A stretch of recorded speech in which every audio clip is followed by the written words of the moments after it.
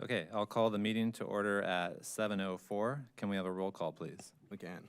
Mr. Allred, Here? Mr. Andreessen, Mr. Fell, Mr. Hopkins. Oh, there we go. Ms. McFarland, Present. Mr. Rose, Here.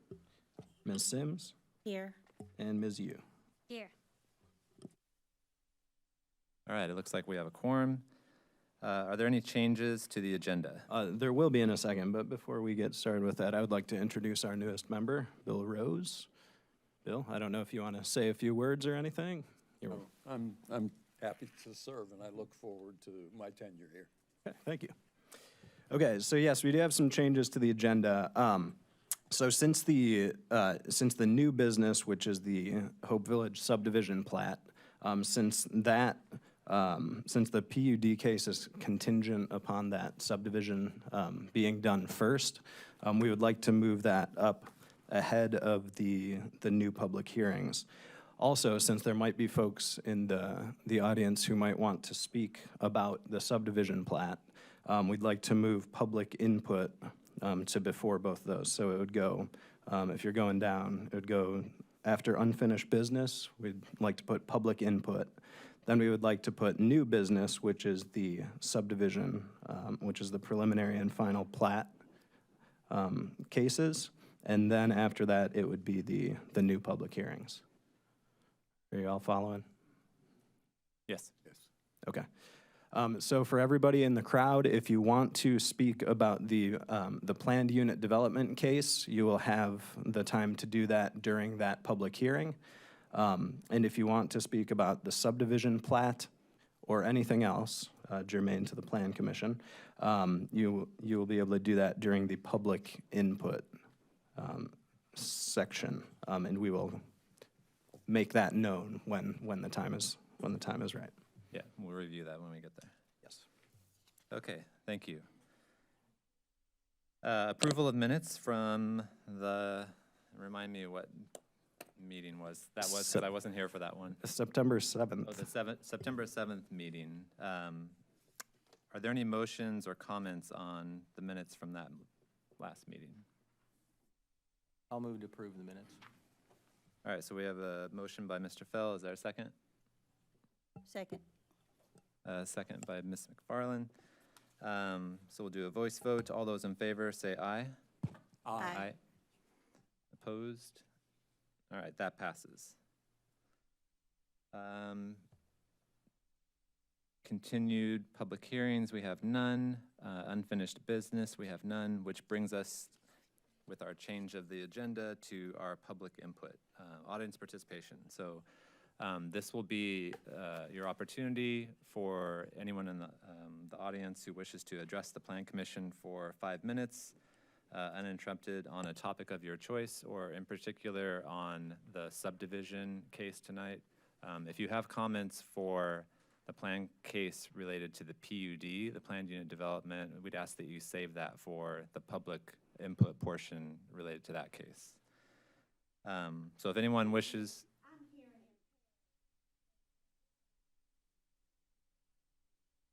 Okay, thank you. So there's a request to speak louder. Okay, sure. Okay, thanks. Apologies for that.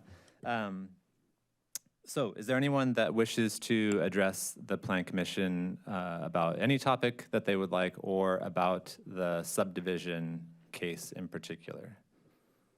You could come, if you could please come forward and.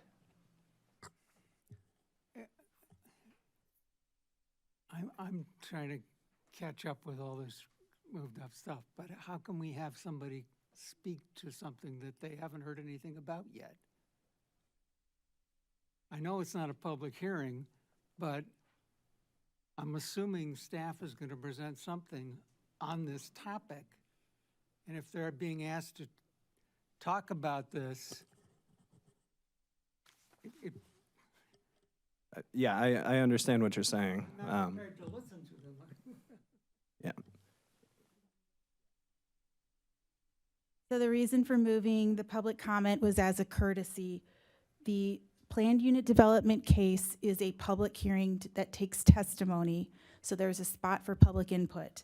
The subdivision is business that is not a public hearing. There's not a function for public input. So it is not a hearing. So what's heard is not directly evidence, will not be evidence, if you will, for the approval. It's really just business conducted in public. But we have moved to the public input because that gives someone an opportunity, if they have something in general that they would like to have heard before we get to the cases. This is an opportunity, whereas normally it would be after everything's all said and voted on. So that's the difference, is that it's not, the subdivision is not a public hearing. After the subdivision. I didn't keep track of what they're. No, I don't think so, right? No, like Kim said, it's just sort of a courtesy so that people can voice their opinion on the subdivision. Did this the last meeting, as I out of the minutes.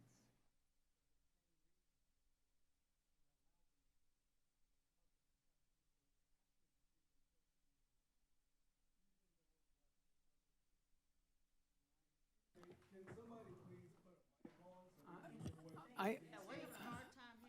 Yes, I'm sorry. Anyway, maybe I'm not making any sense.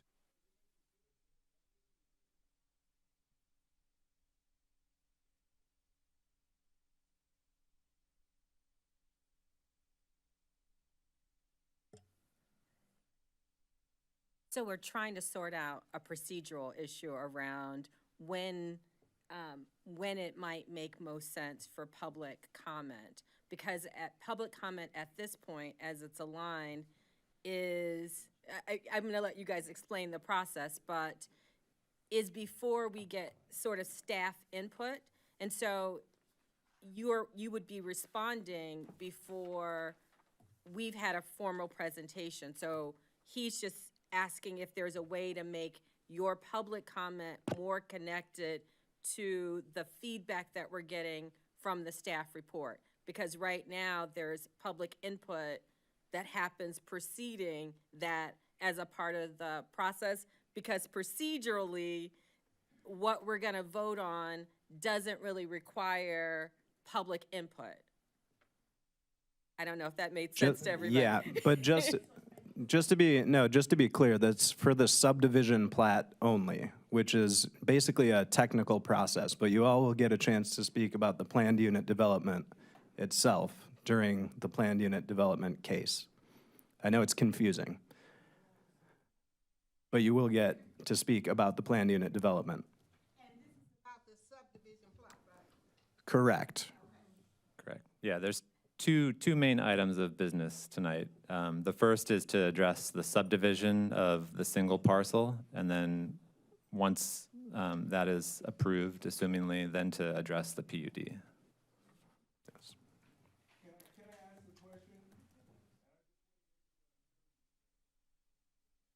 Can you, sorry, Come up sir, to can the you come up to the microphone. mic? Thanks. I want to understand what's going on. For one, you guys didn't actually explain this. This is the blueprint, right? We'll get to that. We're kind of jumping ahead, Jumping but the we'll gun? get to that. Can you hear me good? Yes. All right, sounds good. All right.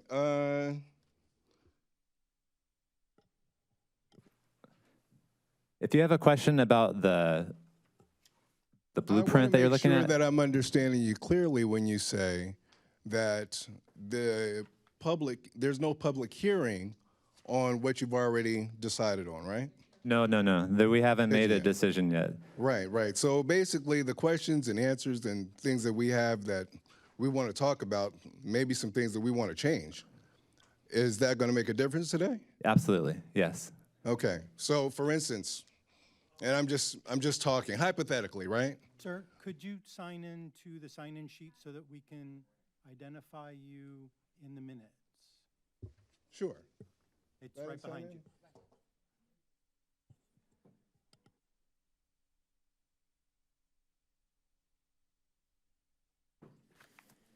We want to give you credit. Yeah, I think this is counting as public input at this point. Right? I did, yeah. Yeah, so this is public input. In addition to yourself, if anyone wants to address the commission, you can come forward, sign in, state your name, and you have 5 minutes to address the commission. My name is Marcus Johnson.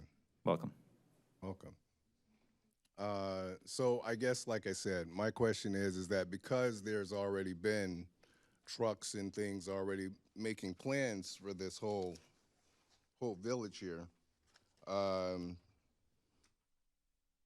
again, if it's something that we choose that we want alterations or we don't want or things of that sort, is that going to make a difference today?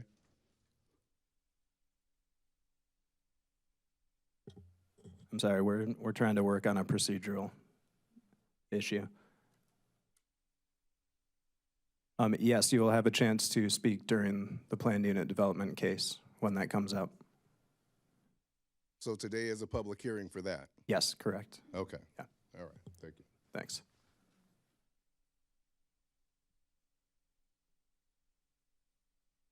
Step back and, okay. All right, let's keep going. Sorry, was there a question that I missed in there? Okay.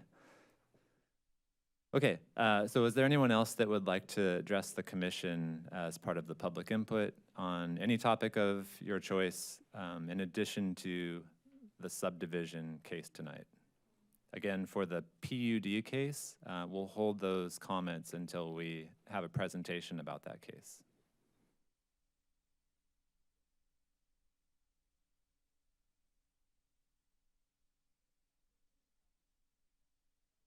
Yes, you can talk now. Yeah, if you come forward to the mic and sign in and state your name. But if your comments are about the planned unit development case, the PUD, we'd ask that you wait and give those comments after the presentation about that case.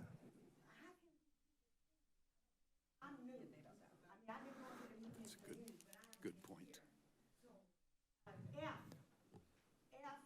We can talk now, and then you wanna wait, if we're gonna. Actually, it's the reverse. So it's G. G is the subdivision. So we're going to have a discussion and a presentation and a vote on the first step in this process, which is whether or not to subdivide that parcel into 2 parcels. We need to decide about that before we can decide about the planned unit development, which is the actual description of the development that's proposed for the southern parcel that will be part of that once it's subdivided. So the subdivision, subdivided is number, Yes, correct. I have never.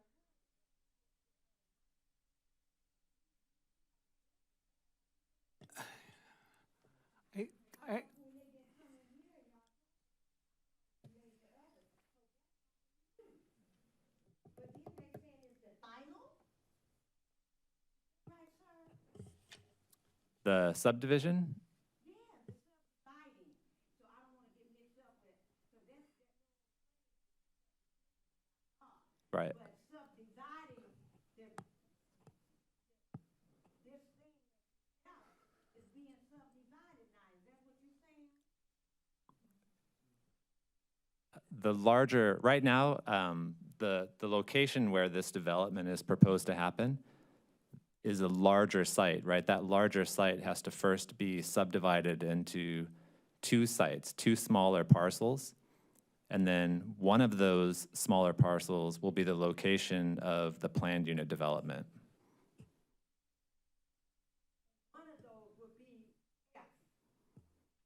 Correct.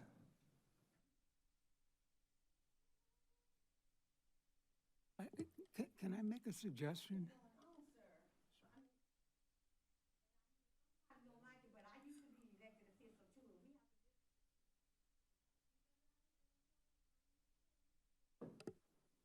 We have to listen to you, yes? Yes. Did we know about this subdivision, sir? Yes, it, We've been at the meeting, you saw me. mhm. Did we know about the subdivision? Well, we sent notice out within the last month. to everybody, yeah, sorry. Can you ask your questions at the microphone, please?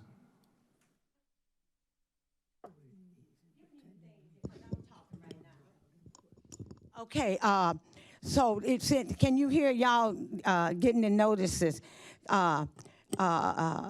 So notices were sent out to whom? To, was the core group or to whom, Elders call y'all? Because I've been on line listening, but I couldn't come because I'm mostly in a wheelchair. So what's the problem, sir? Well, during public input, it's not a Q&A session, so. No, I'm not asking questions, but I'm Okay. just, I mean, yes, I'm asking questions for clarification. You know, for clarification, because if we don't understand what's going on, then I can't act intelligently. You see what I'm saying? So, you know I've been to all the meetings, and then they know that I've been online listening because, so I'm saying, I didn't know, I'm just gonna speak about me. I did not know that there was subdividing going on. But you sent it out to the people, there was a core group. Who did you send the notices out to, Mr. Kevin? So we have notification requirements in our zoning ordinance, and we are required to send notification to all property owners within 250 feet of a property. So it was a small group. That's our requirement for every case that we have. Okay, so that was sent out to 250 people. No, people within the 250 feet. How many of those people was did? And you said sin. Did they put it like they were told us at the meeting? I mean, you send it means send it by mail, U.S. mail. Okay, it was sent to U.S. mail to the people within 250 feet of the plat or subdivision. I don't know how to call it. Am I on the right track, though? Thank you. So the letter went out to, now I know these people, there's some people here who live there. You live right in the backyard. Did you get a letter? No, I did not. And you didn't get a letter?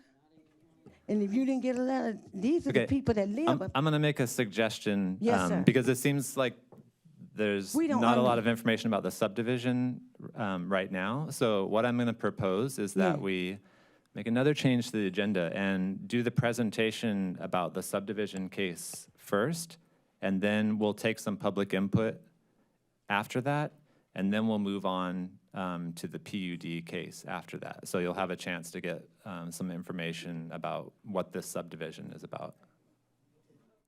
Okay, thank you, ma'am. Yes, ma'am. But I think we should take a vote about the change to the agenda. I don't know what the procedural process for that should be, if we need a motion. Can someone make a motion about?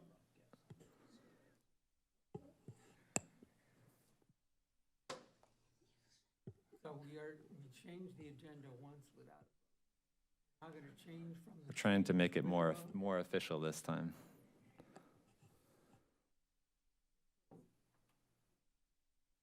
What's the change in the?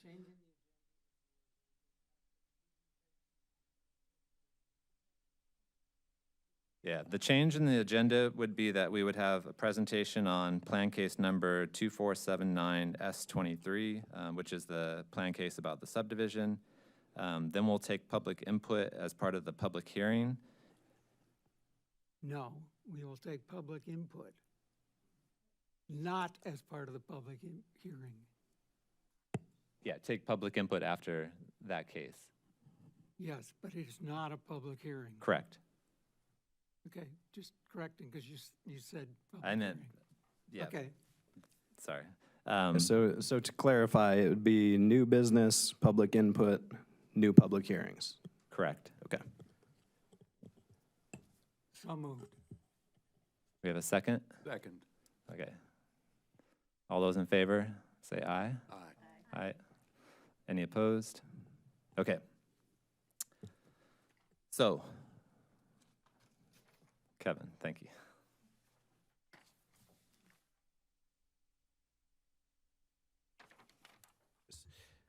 Okay, greetings, good evening. Okay, all right, so this is a request by Marty Smith on behalf of the Carl Foundation for approval of preliminary and final plats for the Hope Village subdivision. Just as a refresher, this on your screen is a location map showing where this subdivision is located. So it's kind of on the northwest side of Urbana. It's right along the border with Champaign, so the areas that are a little lighter gray, that's Champaign, and then the darker gray, and the red is in Urbana. Just sort of an overall on how all this stuff fits together. So the Hope Village timeline is essentially right before you on your screen. So it's the preliminary planned unit development, which was approved back on July 31st by City Council. And then now that we're in fall, they are currently building the community center plus one model home. And then they have applied for the preliminary and final subdivision plat and also the final planned unit development. And then if all of that is approved, then Hope Village would be built out in starting next year. Okay, this property has never been officially subdivided. It's always been farmland. And the request is to, as you can see on your screen, I can zoom in a little bit. So it's essentially to take the big parcel and split it into two. So lot 101 and lot 102. And then lot 101 would be the lot that is subject to the planned unit development that we will address later in this meeting. Just as a refresher, preliminary plats are required to show locations of public utilities, paved roads and sidewalks, topographic lines, and other details so that a subdivision can be established. You'll note this does not, this preliminary plat doesn't include many of those things I just said because there are no public streets, there's no public sidewalks here. This is gonna all be a private development. So this preliminary plat includes all of the requirements for a preliminary plat. We sent out, as we do, a 10-day review period to external agencies like utility companies and so forth. And then all the comments that were received and then conveyed back to the project engineers have been addressed in what is now before you. This is a slightly revised plat. Most of the comments were minor. I think the only sort of major, but not really that major piece was there's a little easement up here that Ameren wanted for some future utility poles up in the northeast corner of the site. But otherwise, this is essentially the same plat that went out with the packets. There's in the staff memo, there's a detailed discussion. I'm not going to hit all of that. You're welcome to read through, ask questions about any of that. But I do want to sort of hit some of the highlights. So if you're following along at home, I'm on page 2 of the staff memo. With respect to the subdivision layout and access, so this is an 11.7 acre tract. As I said, it would be subdivided into 2 lots. The southern lot, which again would be subject to the PUD case later, is about 7.9 acres. The northern one is about 3.9 acres. And then so right now they're taking, for the construction traffic, all of that's coming off of Federal Drive. But once, if and when Hope Village were built, the access would come off of this southwestern corner off of Carver Drive, where right now it just dead ends into the farm field. So this proposed subdivision did not require a traffic impact analysis. The rule that we use for that is essentially if a subdivision is expected to generate 100 car trips or more during the peak hour of the day, then we would require a traffic impact analysis. With just 30 homes on this site and a handful of staff working at Hope Village, that was far under that threshold for requiring a traffic impact analysis. With respect to drainage, I can, let's see. I can address this a little, I'll talk a little bit more about this when we talk about the subdivision, or sorry, the PUD cases. But drainage essentially will all flow to the north. You'll note there's this detention pond in the southwest. Essentially, there would be inlets, or essentially everything would flow into that detention basin. And then, if you'll note here on the left side, there's this storm sewer sort of going up and to the north, and then all that goes and all the way up here, and then goes further north. So all that is to say is that no drainage would be going south through the existing neighborhood. Sidewalks, there aren't any sidewalks required because, as I said, there's all going to be a private development, but they are going to do a private sidewalk from the sidewalk on the west side of Carver Drive, and that would go up and connect to the community center. Utilities, there are utilities available adjacent to the site, so they'll connect to those. And then again, street trees are not required since there's no public streets, no street trees required. But as you'll see in the landscape plan a little later on, they are planning to install plenty of trees as well. Really, that kind of wraps up my presentation. You have the following options in these cases. So you can approve the preliminary plat because that stops at Plan Commission, and then you, I said options. Here's our recommendation. Our recommendation is that you approve the preliminary plat, and then you recommend approval of the final plat to City Council. And I can take any questions. Thanks, Ms. Garcia. Do we have any questions for staff? Mr. Rose. Yes. One items for discussion later is access. Is there anything in this platting decision that closes off or keeps open access possibilities from Federal Drive? I don't see anything that would preclude access off of Federal Drive. Well, that easement sits right in the alignment of Federal Drive, doesn't it? It does, and yeah, let me take a look at that. I think, yeah, let me see.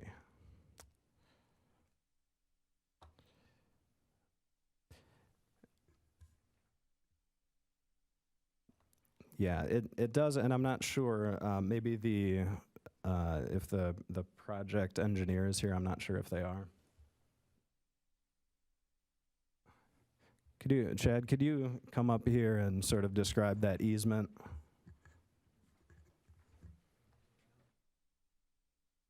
Yeah. Hi, Chad Osterber with Fairgram Engineering, civil engineer. That easement is just for Ameren to get service to the site. And we can build pavement over that, so that wouldn't stop that. But right now, that's where we're planning to run it.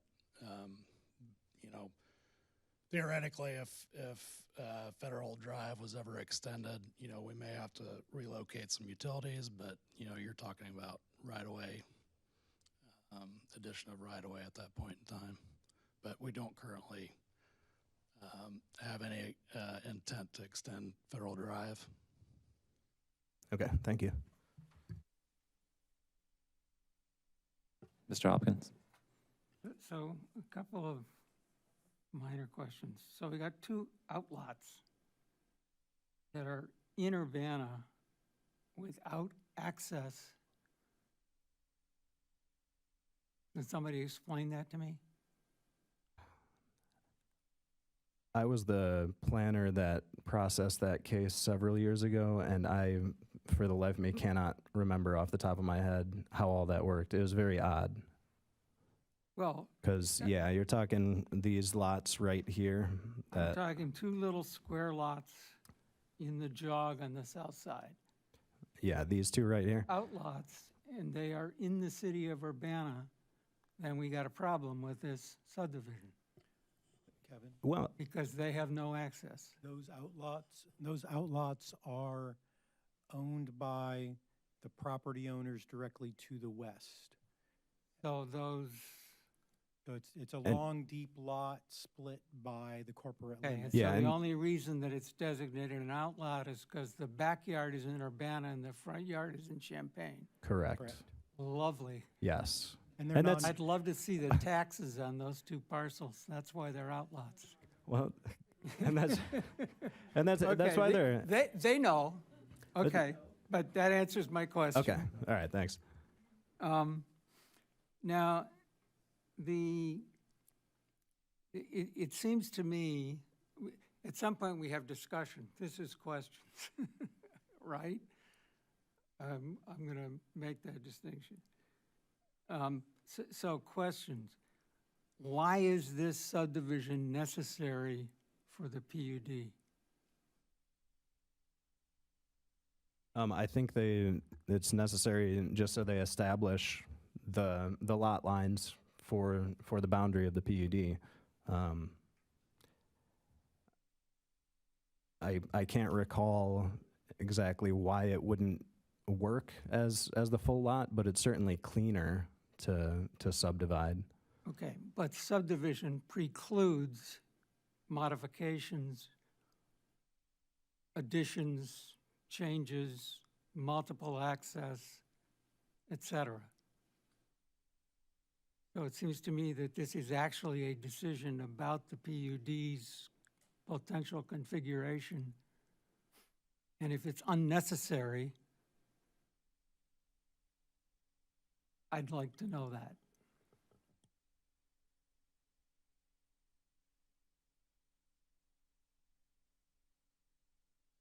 Was that a question for me?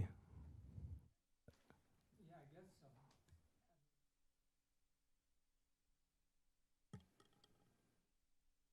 Well, yeah, so I suppose the subdivision is done so that they have established the lot lines for the PUD, and then they go from there.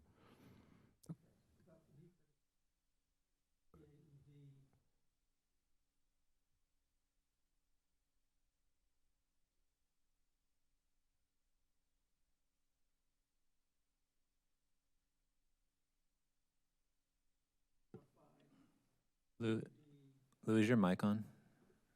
Sorry. So we could approve, disapprove, modify the PUD proposal as a site plan without having to have a subdivided lot as the definitions of any aspect of that site plan.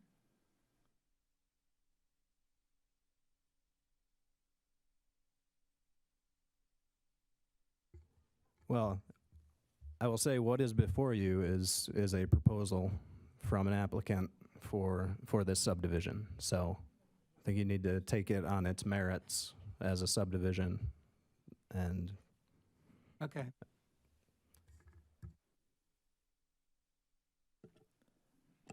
Any other questions for staff?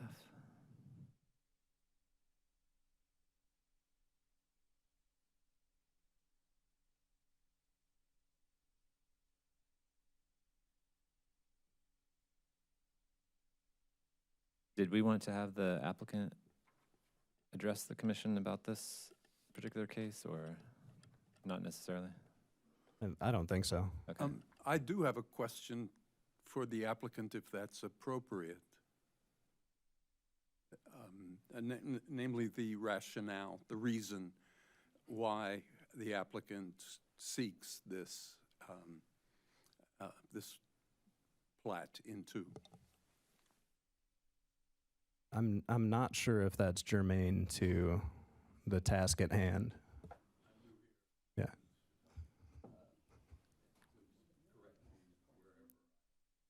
Okay, thank you.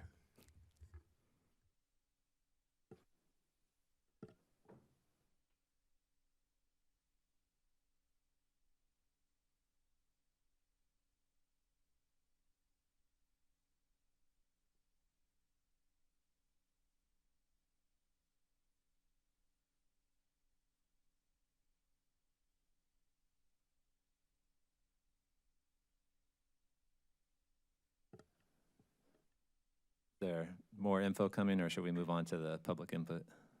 Well, Marcus, do you want to explain? Do you need your phone back?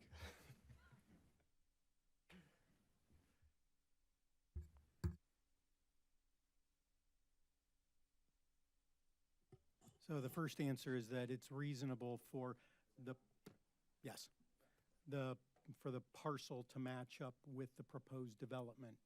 Then if they want to do development north of it, it's already subdivided.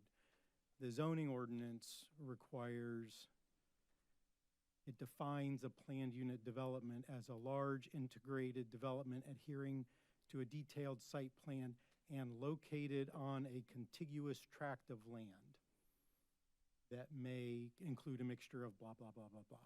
So staff's interpretation of a contiguous tract of land means if you say that the PUD is going to be 7.895 acres, then it has to be on a parcel matching those boundaries of 7.895 acres.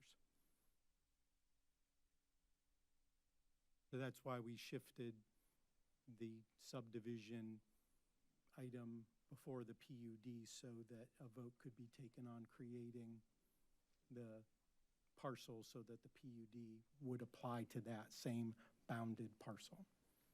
If they wanted to make an 11.9 acre PUD, they could have done that without a subdivision. Does that make sense? Or is that clear if it's not making sense? Well, it's an explanation. We'll leave it at that. Okay, last chance. Any more questions for staff? Okay, so at this point, as we discussed earlier, there's not a requirement for public input, but we'd like to offer the opportunity for public input. So if you would like to address the commission about this case, you can come forward and state your name and sign in. But just as a reminder, we will have another presentation about the PUD and another opportunity for public input about that. Okay. My name is Audra Owens, and I am going to read a statement composed by Sharice Hersey, Alderman of Ward 3. She also would like to distribute these minutes.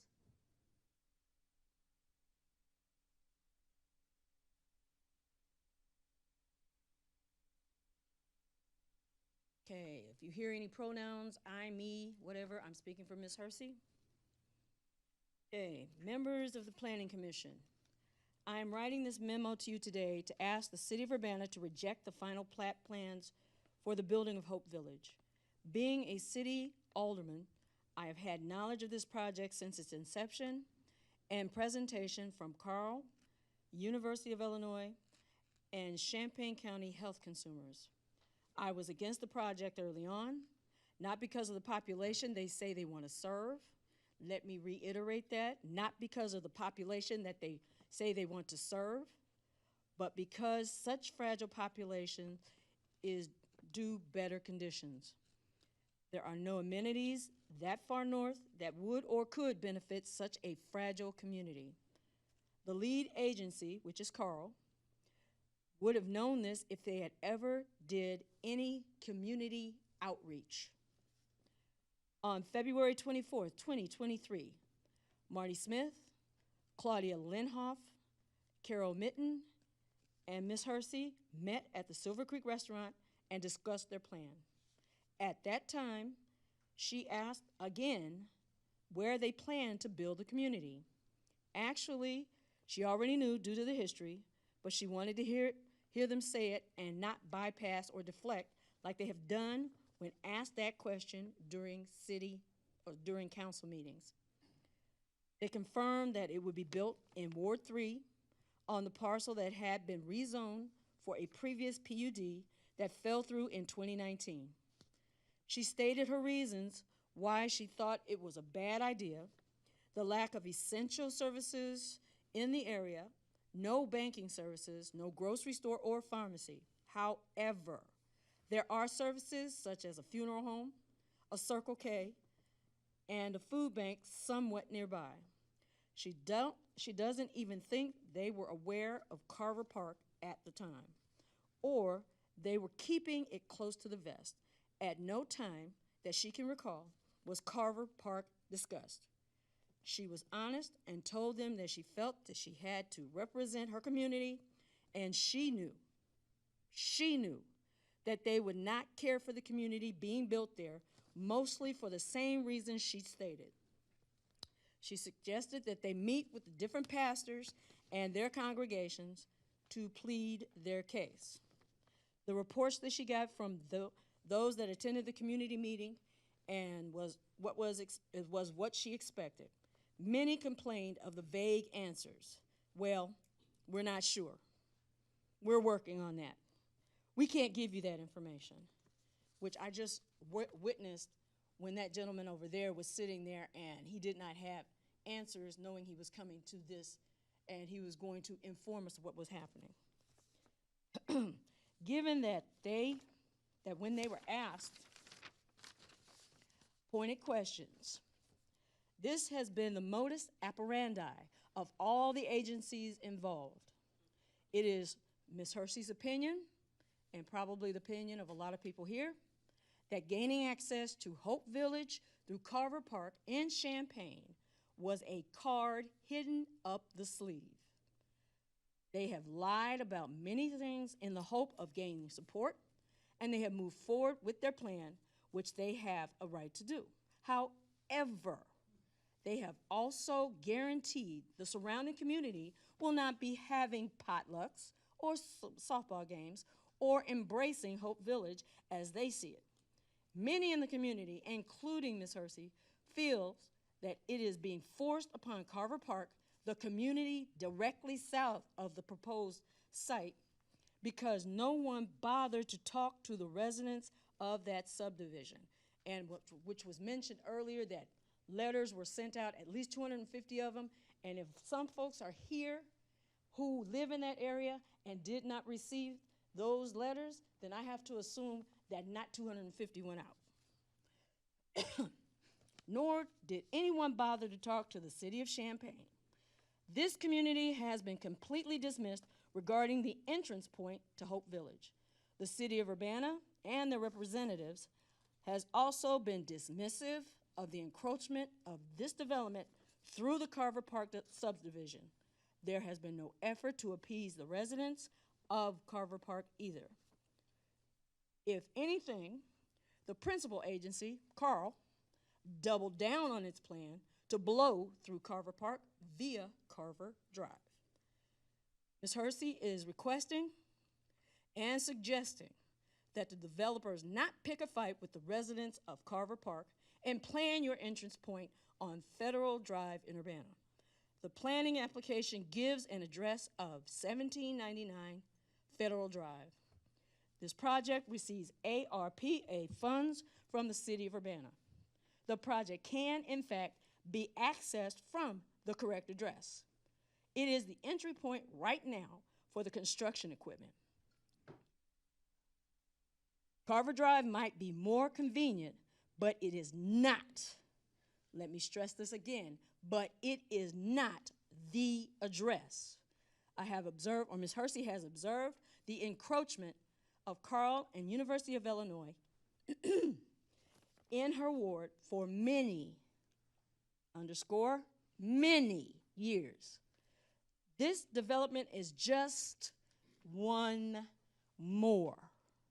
There is no value added to her community by building yet another tax-exempt property on, on the north end of town. The project that will benefit from the services of the cities of Urbana and Champaign, police and fire departments, public works, as they also are suing Urbana for funds of which they feel entitled. Allowing entrance through Carver Drive will be only to the benefit of Carl et al., while virtually exsanguinating or cutting the north end of tax dollars needed to provide the services that will avail Hope Village. This neglect of Ward 3 must stop. What I am suggesting is an easy fix. They can continue to build their buildings according to plan. However, access to and from this project should come from the north. It is Ms. Hersey's hope that the city will stand with its tax-paying residents and do the right thing. Dismissing Carver Park by simply saying it's in Champaign is disrespectful and condescending to our community. As an elected African-American representative, it is insulting and hurtful. Resolution 2021-02-005R plainly states, Section 2, the City of Urbana recognizes that it will take additional effort to align our actions with our aspirations. The subversiveness of white privilege includes the double standard of responsibilities when there are unequal rights and inequitable opportunities. The city resolves to recognize and value diversity in its policies, personnel, and investment. The city will seek to ensure that there is harmony between equal and fair process and equitable results. In the pursuit of equity, however, it is feasible and just. The city shall use all methods and methodologies at our disposal through our department, city council, boards, and commissions. The city shall resolve to constantly challenge ourselves and to be a leader in creating a government, community, society, and economy unshackled by the past, unleashing progress and prosperity to their full potential for all of our residents and business owners so that we may continue moving forward to form a more perfect union here in the city of Urbana. The method lies in the hands of the Planning Commission right now. The effort should be made. Final plat should not move forward until the entrance change is made and resolved. Thank you for your time, and everyone here prays that you heard her words. Thank you for your comments. Is there anyone else that wishes to address the commission?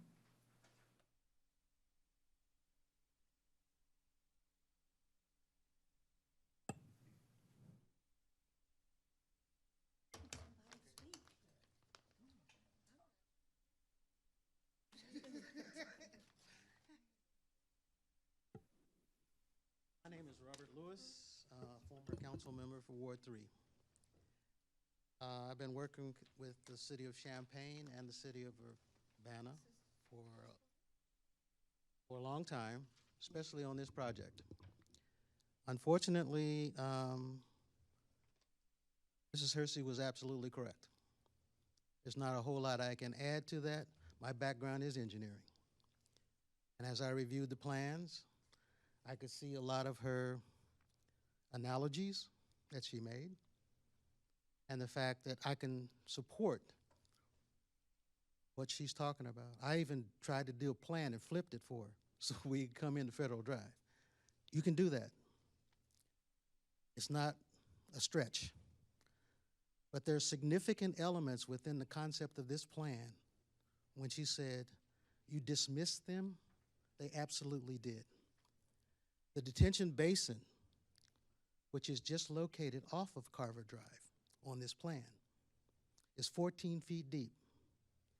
According to international code, it can't be fenced in, okay? You can't do that. And the EPA won't allow it either. So what are these young children going to do with that? They got to get a fishing pole and a boat, go out and try to swim or whatever.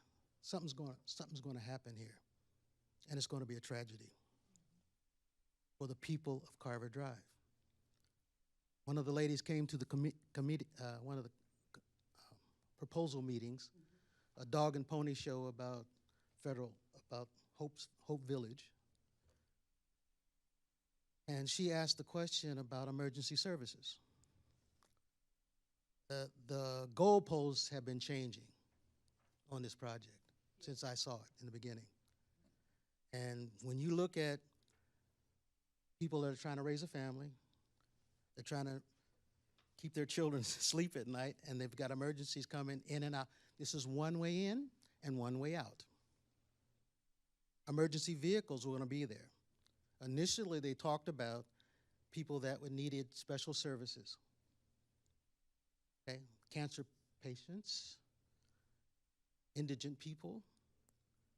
If you look at the plan, I wouldn't do it that way. If it's a fence all the way around, I can't call it a Hope Village. It's an institution. One way in, one way out, just like a prison. And that's an insult to the African American community when you do it that way. I could go on in details. I could get on point by point by point, but it's irrelevant at this point. Mrs. Hersey was absolutely correct. She voted no from the very beginning because of the presumptuousness of the entities involved. And you need to take that into account. Thank you. Thank you for your Mr. Chair, comments. I'd like to a point of order, I guess. The item before you is a minor development of lots that meet all development regulations of the zoning ordinance and the land development code. It isn't really open to public input. At this time, it would be appropriate for discussion by the Plan Commission and a vote, and then move on to the planned unit development case, which the majority of these comments are actually about. The lots meet the size and configuration that is required by the city of Urbana. Regardless of how you do end up voting, it is a public meeting, not a public hearing. Just Sure, my thanks. opinion. I think we understand that, but we just want to make sure that we're giving opportunity and giving people a chance to be heard. Okay. Are we ready for discussion? Is anyone, any discussion on the proposal? I have a little bit. I think this might actually relate back more to a staff question again, but normally when we get a case like this, we're not going to see a proposed detention basin or a very convoluted proposed electrical easement, because this is subdivision of land, not a, I mean, we don't know how big the detention basin is till we know what our impervious material is. So why are easements included for things that aren't normally on a plat like this?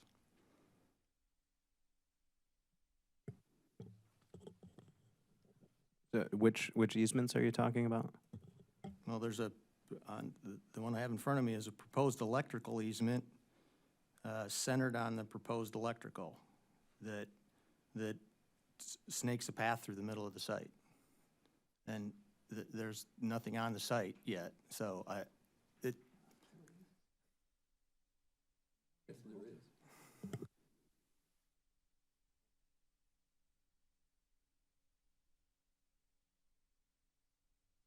Well, we require easements to be shown on plats, so if they're proposing to add an easement to this site, then that makes sense that it's there. okay, I can understand that, but we also, let's say, for instance, that we approve the subdivision case, and we don't approve the PUD, and they have to modify the PUD in some way. They cannot. We just took that away from. We took part of that away from them. So to me, approving this, at least this specific of a easement for electrical distribution isn't appropriate for the plat, because we don't know what's going to go on it yet.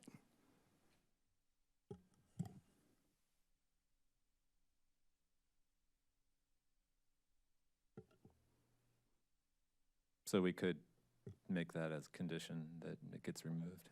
Yeah. Mr. Hopkins?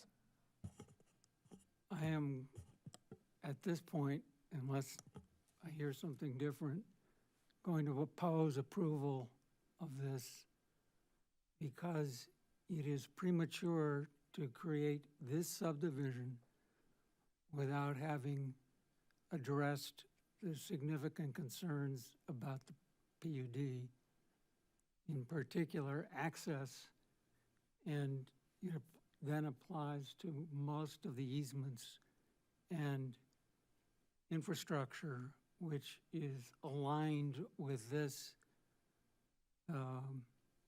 subdivision into two parcels, and which may not be appropriate in a modified PUD. And I see no reason. I understand the simplicity of defining the subdivision first, but that's contingent on the PUD being correct, which we haven't approved yet. And I think we could do this in the opposite order if we needed to, but I would at this point oppose approving the preliminary plat.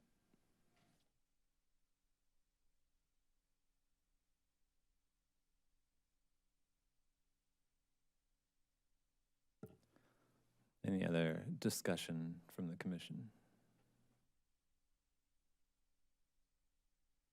Mr. Rose. Hate to bring this up, but the original agenda had items in the order that would have been satisfactory to Mr. Hopkins.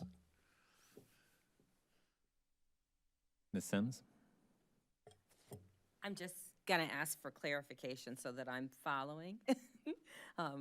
And so, as I understand it, you're recommending that you feel voting on the division of the PUD, right? Like how the land is configured before thinking about the plan is sort of like cart before horse. And so that we need to listen to what the plan for the land use, right? Like, and how it is going to be configured and how people are going to access it first before thinking about how it's divided. Did I simplify that too much? Another way of putting it is we can argue about the potential access from Federal Drive. Approving this preliminary plat prevents that. Thank you for the clarification.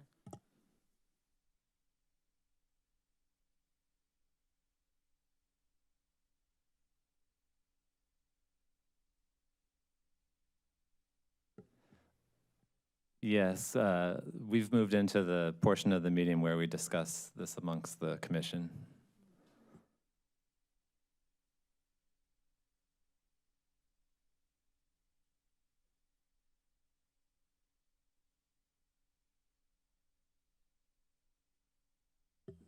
Can you,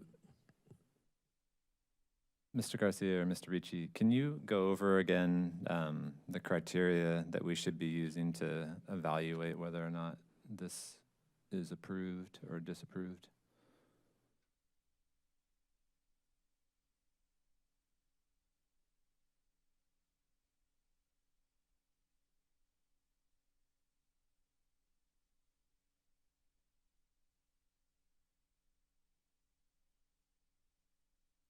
So what is it that we are looking for in the review of a preliminary and final plat?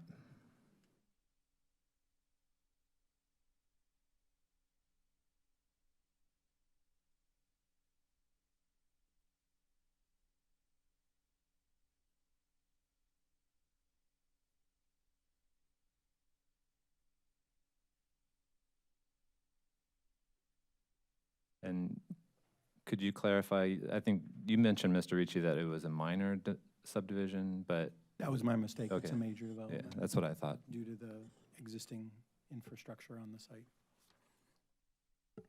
The lack of existing infrastructure. Right, correct. Correct. There is, if you look down the property line, there is a proposed 10-inch public sanitary sewer. So that is private line that is proposed to be run through public sanitary sewer, meaning not private septic systems. The presence of that large piece of infrastructure elevated it from a minor development to a major development.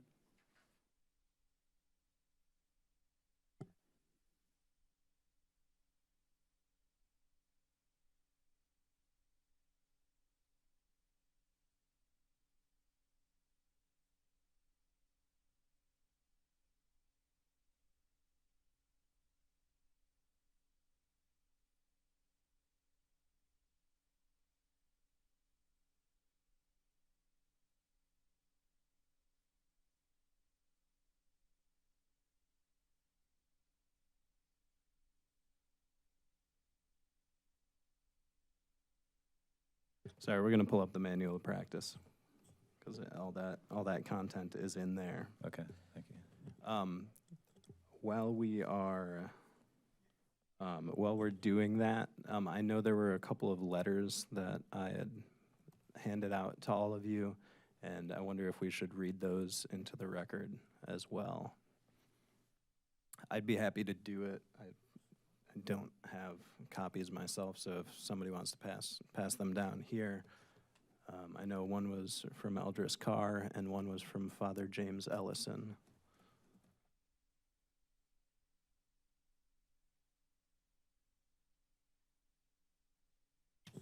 Okay, this first one, excuse me, is from Father James Ellison of the St. Nicholas Antiochian Orthodox Church, which is at 1807 North Federal Drive, so it's just north of the parcel here. All right, Father Ellison said to the Planning Commission and Urbana City Council, we at St. Nicholas Antiochian Orthodox Church, located just to the north of the planned housing development, are hopeful for a great relationship with the residents and staff of this new and much-needed housing complex. The Carl staff, particularly Mr. Marty Smith, have shown us gracious consideration and indicated their desire to be good neighbors as they develop the property. We make a request of the City of Urbana and the developers that at completion of the project or before, as may be best, the construction access along Federal Drive between Kenyon and the construction site be repaired or repaved. The heavy truck traffic is understandably damaging the street. Thank you for your consideration. On behalf of the Parish Council, Father James Ellison. I did ask our engineering folks to go out and just take and assess how the pavement is there now, and then we'll reassess it after construction to see if there has been any damage, and we'll figure out how to address that. And let me read the second letter.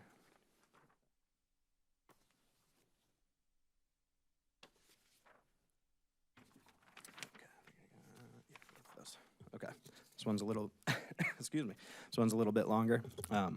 This is from, let's see, Eldris Melinda Carr sent this to us. It's also signed at the end, or it says, for further information, contact Jacqueline Curry, Darlene Bailey, Marianne Harrington, and Joseph Wilson. And those are all representatives of, respectively, Carver Park Subdivision, Dr. Ellis Subdivision, Crispus Attucks Subdivision, and MLK Subdivision. Okay. This is to Urbana Plan Commission, City Council of City of Urbana and Champaign, Carl Foundation, U of I, and Champaign County Healthcare Consumers. The subject is updated letter for Hope Village Planned Unit Development adjoining Carver Park Subdivision, residents and citizens' concerns.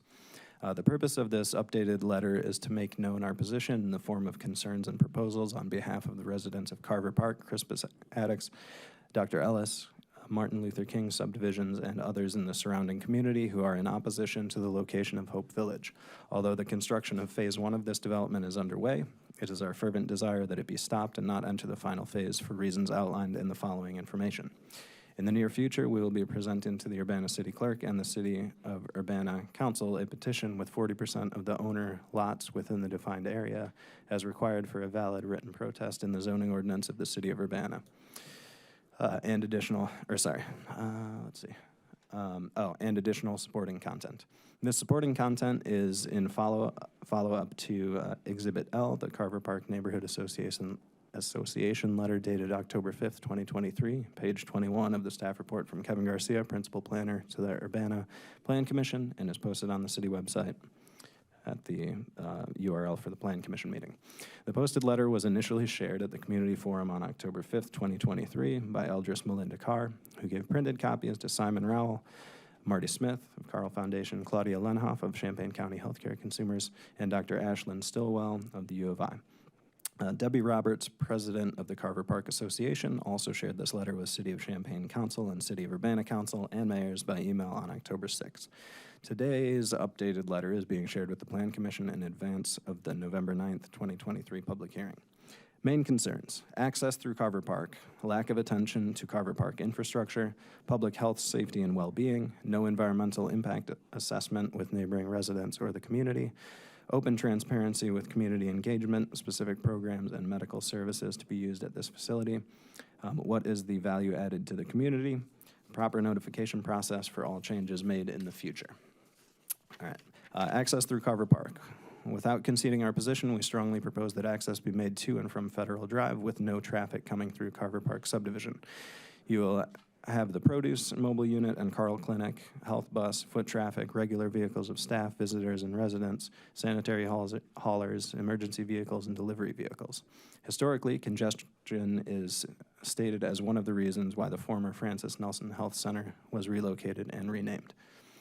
Lack of attention to Carver Park infrastructure. Where is the City of Champaign and City of Urbana on the correction of drainage, sanitary, and flooding issues? What will it take to repair Carver Park underground infrastructure? Health and public safety. Location and design of detention basin. The location of the detention basin, based on the architectural plan submitted with the application from Carl, is too close to the residents for its design. It is also a danger for children living in the vicinity. One of the residents recently reported seeing children playing in it.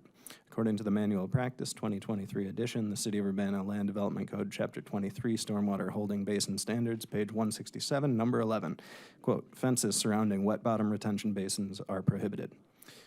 We are also concerned about risks to the health and public safety of residents in the Carver Park subdivision and surrounding neighborhoods due to new infrastructure putting pressure on an old infrastructure, nuisance to the subdivision, including drawing mosquitoes and spreading disease. What is the plan for the detention pond in preventing these adverse impacts to the surrounding neighborhoods? No environmental impact assessment with neighboring residents or the community. An environmental impact assessment should have been done before the start of the project. Has an environmental impact assessment been completed? If so, we would like a copy. It's important to consider social, culture, health impact, waste, and water management. In addition, when using federal ARPA funds without community or stakeholder input, how will the rights of existing residents in surrounding neighborhoods be protected from future development that could impact their properties? According to a 2023 News Gazette article, state appropriations will be allocated to this project in 2024. This will be in addition to federal funds that have been pledged to the project using City of Urbana ARPA funds. Next is open transparency with community engagement, specific programs, and medical services to be used at this facility. We are not being provided with the opportunity to participate in important decisions that affect our neighborhood and community. First, there was no involvement in the final site selection process imposed upon predominantly a historically black neighborhood. At the second neighborhood meeting on July 13th, 2023, a Carl representative was asked where the other sites were located, and he responded that it was private information. After meeting with Kevin Garcia on August 23rd, Mr. Garcia sent us a copy of the 17 other locations which were provided to the project team by the City of Urbana. We visited the sites according to the appropriate size, and there were 2 locations that did not have an address listed.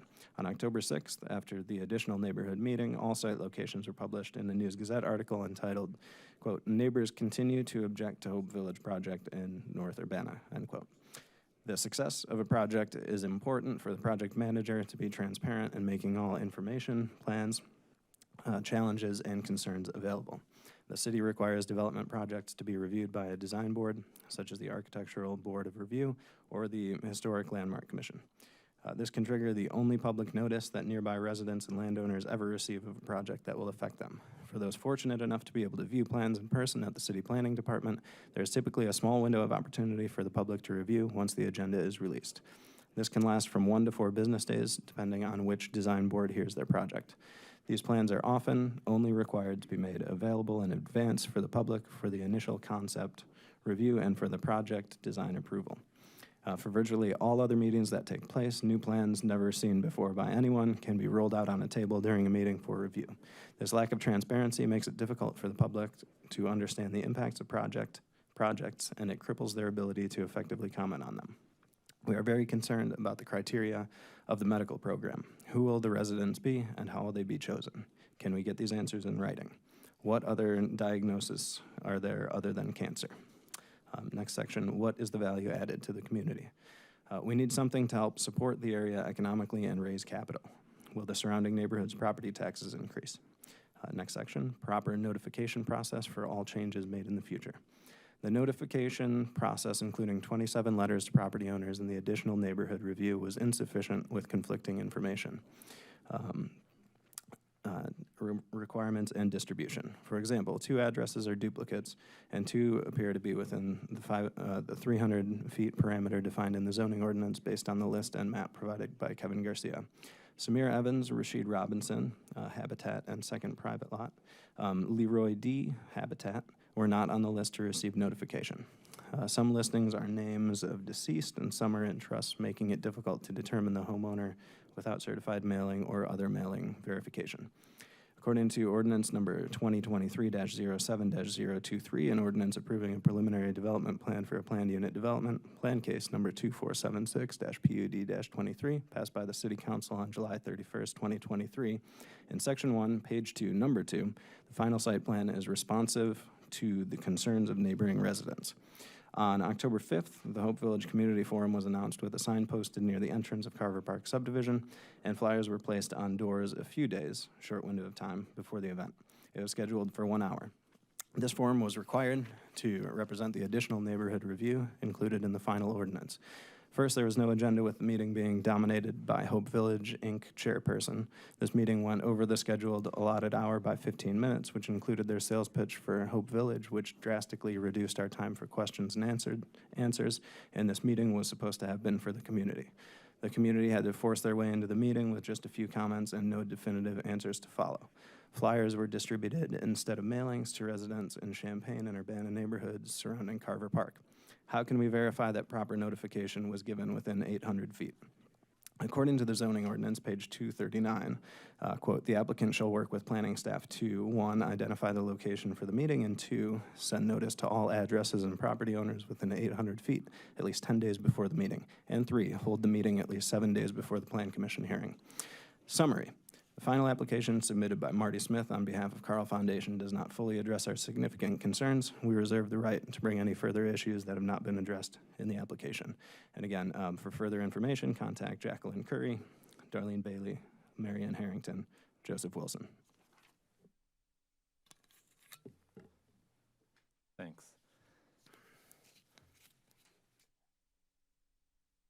So the reason that I'm asking about what criteria we would be using to make a decision about this. So I feel like the fact that we reviewed and recommended approval of the preliminary plat during the summer, I guess it was now, and then now we're suddenly presented with this subdivision, it's created a really odd twist to this in terms of the sequence. If we were to receive, this request to review a subdivision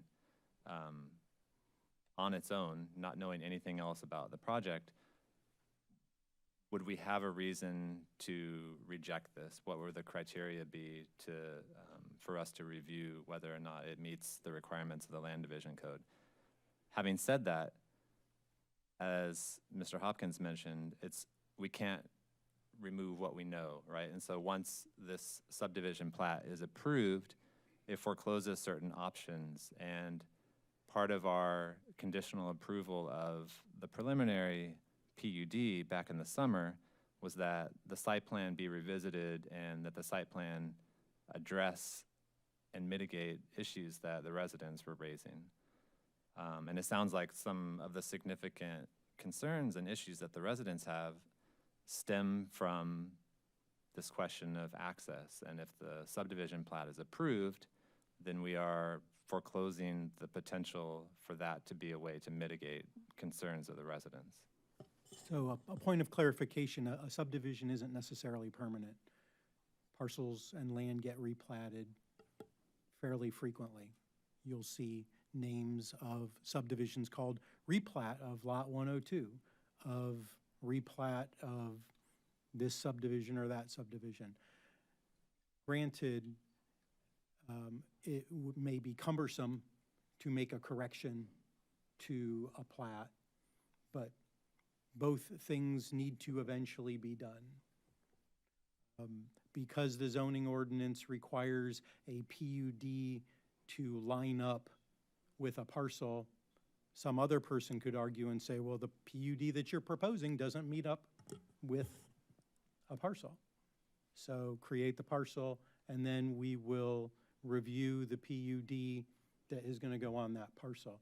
If it turns out that a different configuration needs to be done, then theoretically a replat could be done where the land is brought back into one piece and then resplit into a different configuration.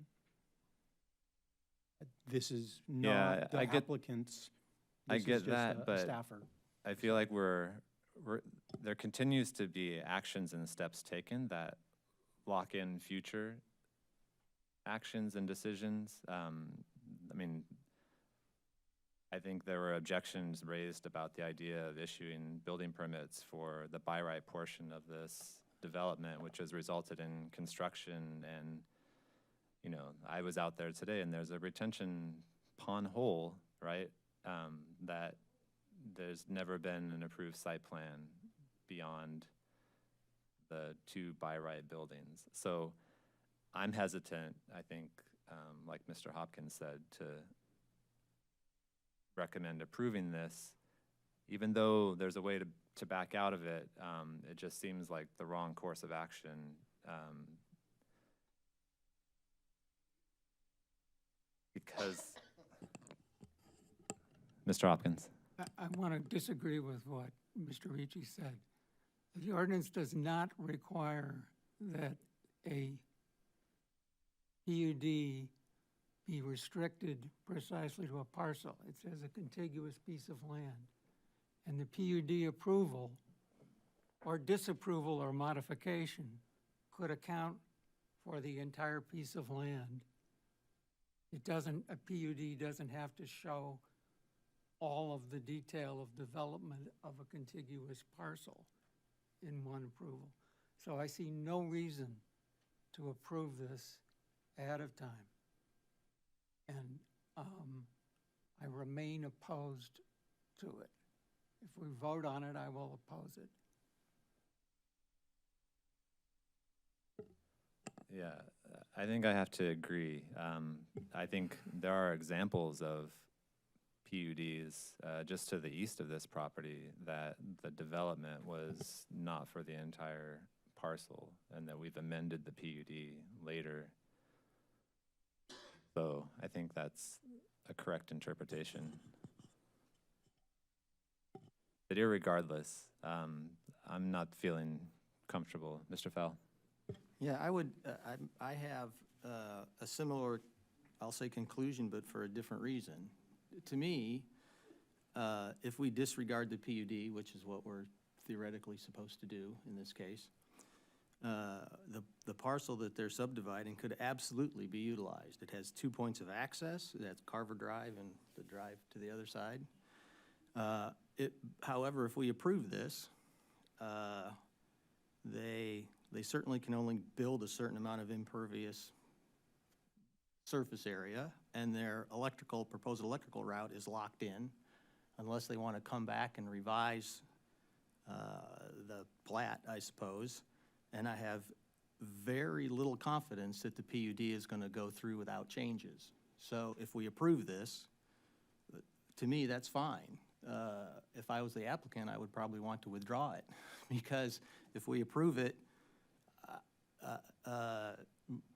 we, the only option would be to approve the PUD as is or reject all of it. We can't modify it. So I have the same conclusion to reject it, but kind of for a slightly different reason.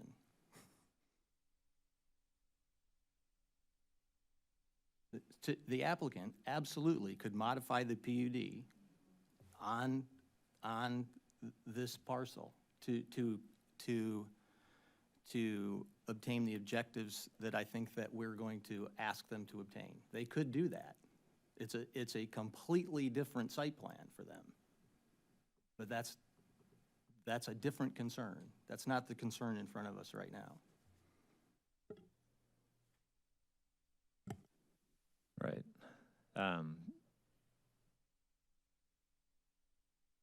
Well, we can do that. One other, just sort of thinking through the way to proceed with this. Is it best for us to make a motion and vote with the potentiality that it gets denied? Or is it worth considering withdrawing or giving them that opportunity? Can we hear the PUD case and vote on that contingent on approval of this? No. No? All right. Well, when you say contingent on approval of this,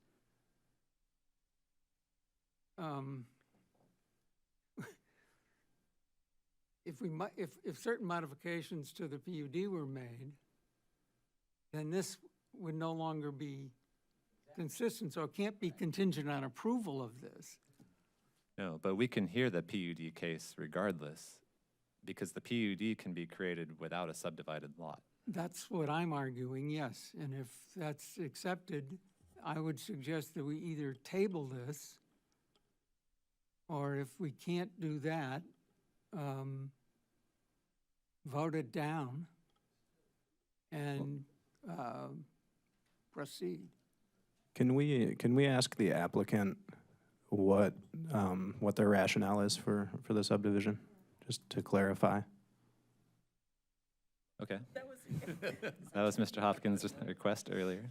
Sure. It was, hey, good ideas tend to come back. Seems like a good. Thank you.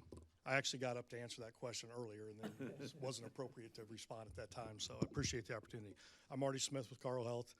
There's a specific reason why we're subdividing. Carl Health is assisting this program along with University of Illinois and CCHC for Hope Village. Hope Village will be the owner of Lot 101, the south lot. Carl will retain ownership of Lot 102. It's being subdivided so that there's a specific line, a specific lot line, and a specific parcel that Hope Village will be built on. And that land is going to be donated by Carl to Hope Village.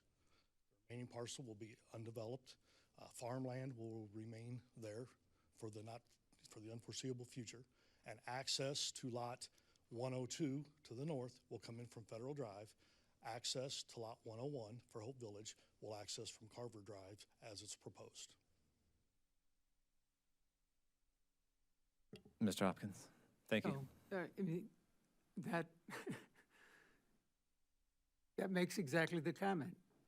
By doing it, we fix access. If we want to discuss access, it's been removed from the discussion. Right? Now, the ownership is another interesting question, because Carl's role in this is also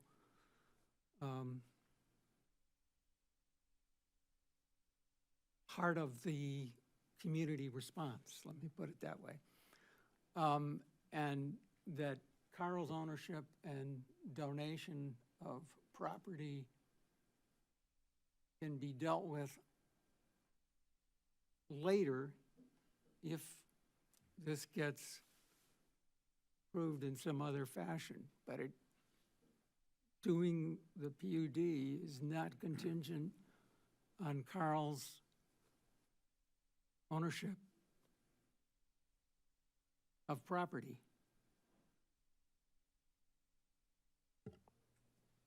I'd agree. May I propose that we table this discussion, that would permit another agenda item to begin now and allow us to address these issues either in this meeting or in a subsequent meeting. Is that right? Is that an option? I mean, do we want to leave this unresolved? Oh, sorry. I think you have the option to table this until you address the PUD. But we are checking to make sure that the PUD, to see what the legal description was on the PUD, because it may have just included this piece. Okay.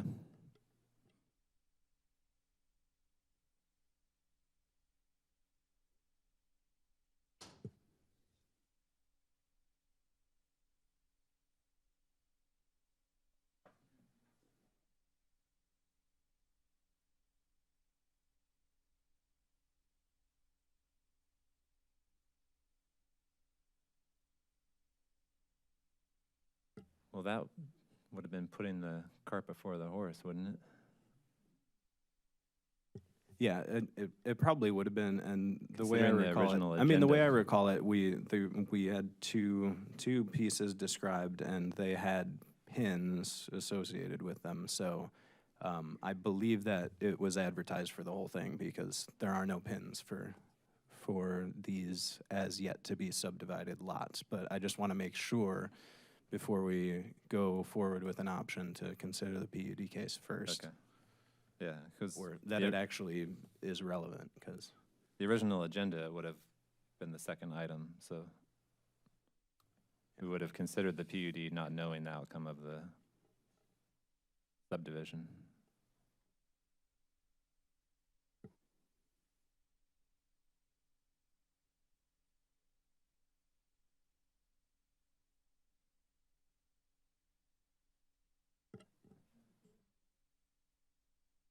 Sorry, right now we're doing some research to figure out how the information about the PUD was advertised in the legal notice in the newspaper, because that matters in terms of what we can do to act on that.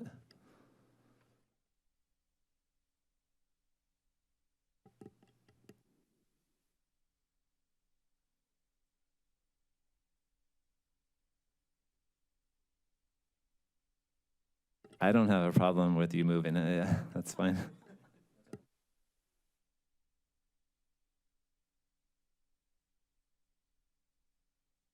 all right, yes, so the PUD does, the application covered the entire lot, so I think you would be safe to table the plat discussion until after you address the PUD.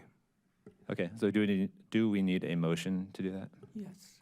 I believe so, yeah. By Okay. Robert's rules. I will move that we table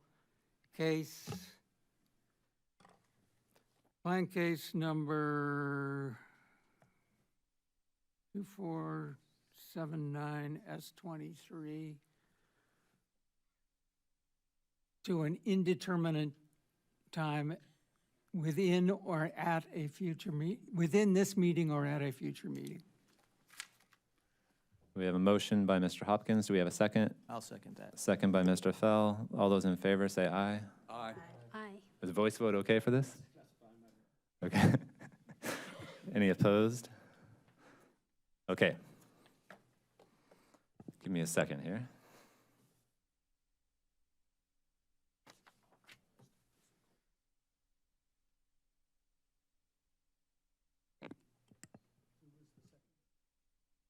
Mr. Fell. Okay, so that brings us to our new public hearing for this evening, which is plan case number 2480 PUD 23, a request by Maddie Smith on behalf of Carl Foundation for approval of a final residential planned unit development located south of Federal Drive and north of Carver Drive in the R3 single and two-family residential and R4 medium-density multifamily residential zoning districts. And I believe that we have a staff presentation. We do. So I'll turn it over to Mr. Garcia again. I'm back. Okay. So this, yes, this is a request for final approval of a residential planned unit development that would include 30 small homes in a community center to provide permanent supportive housing for medically fragile homeless people. Construction is currently underway on the community center and one model home, as these are considered by right developments. And then just, if you look at your screen, I just wanted to remind everybody, you've seen this before during the preliminary PUD. But now we're at that stage for the final PUD where we get very specific and detailed plans. So specific site plans that include all of these items on there, landscape plans, stormwater plans, utilities, building elevations, and then a development program and development schedule. Those latter two, I inadvertently left those out of the exhibits, and you all should have printed copies of those. I passed those out before the meeting. The development program and development schedule, you should have something that says Exhibit M in your stack of goodies that I left at the beginning of the meeting. Is there not?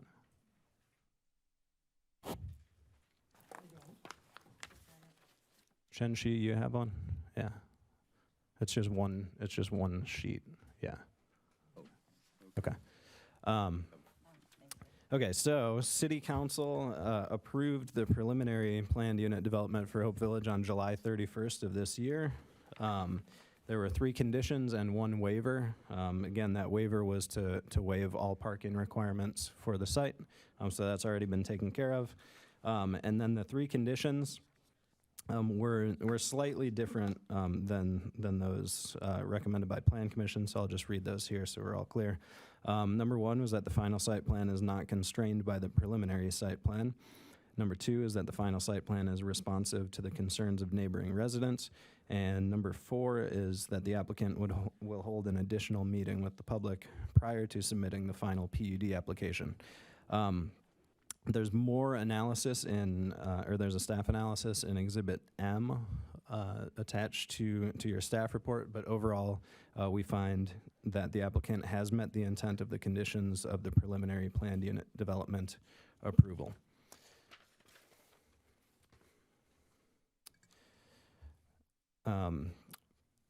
So this proposal, just as a reminder, this proposal qualifies for consideration as a PUD or as a residential PUD because it's on a site that's larger than half an acre. It can also be considered a unique development, which is development that significantly responds to the goals and objectives of the comprehensive plan and other relevant plans and policies.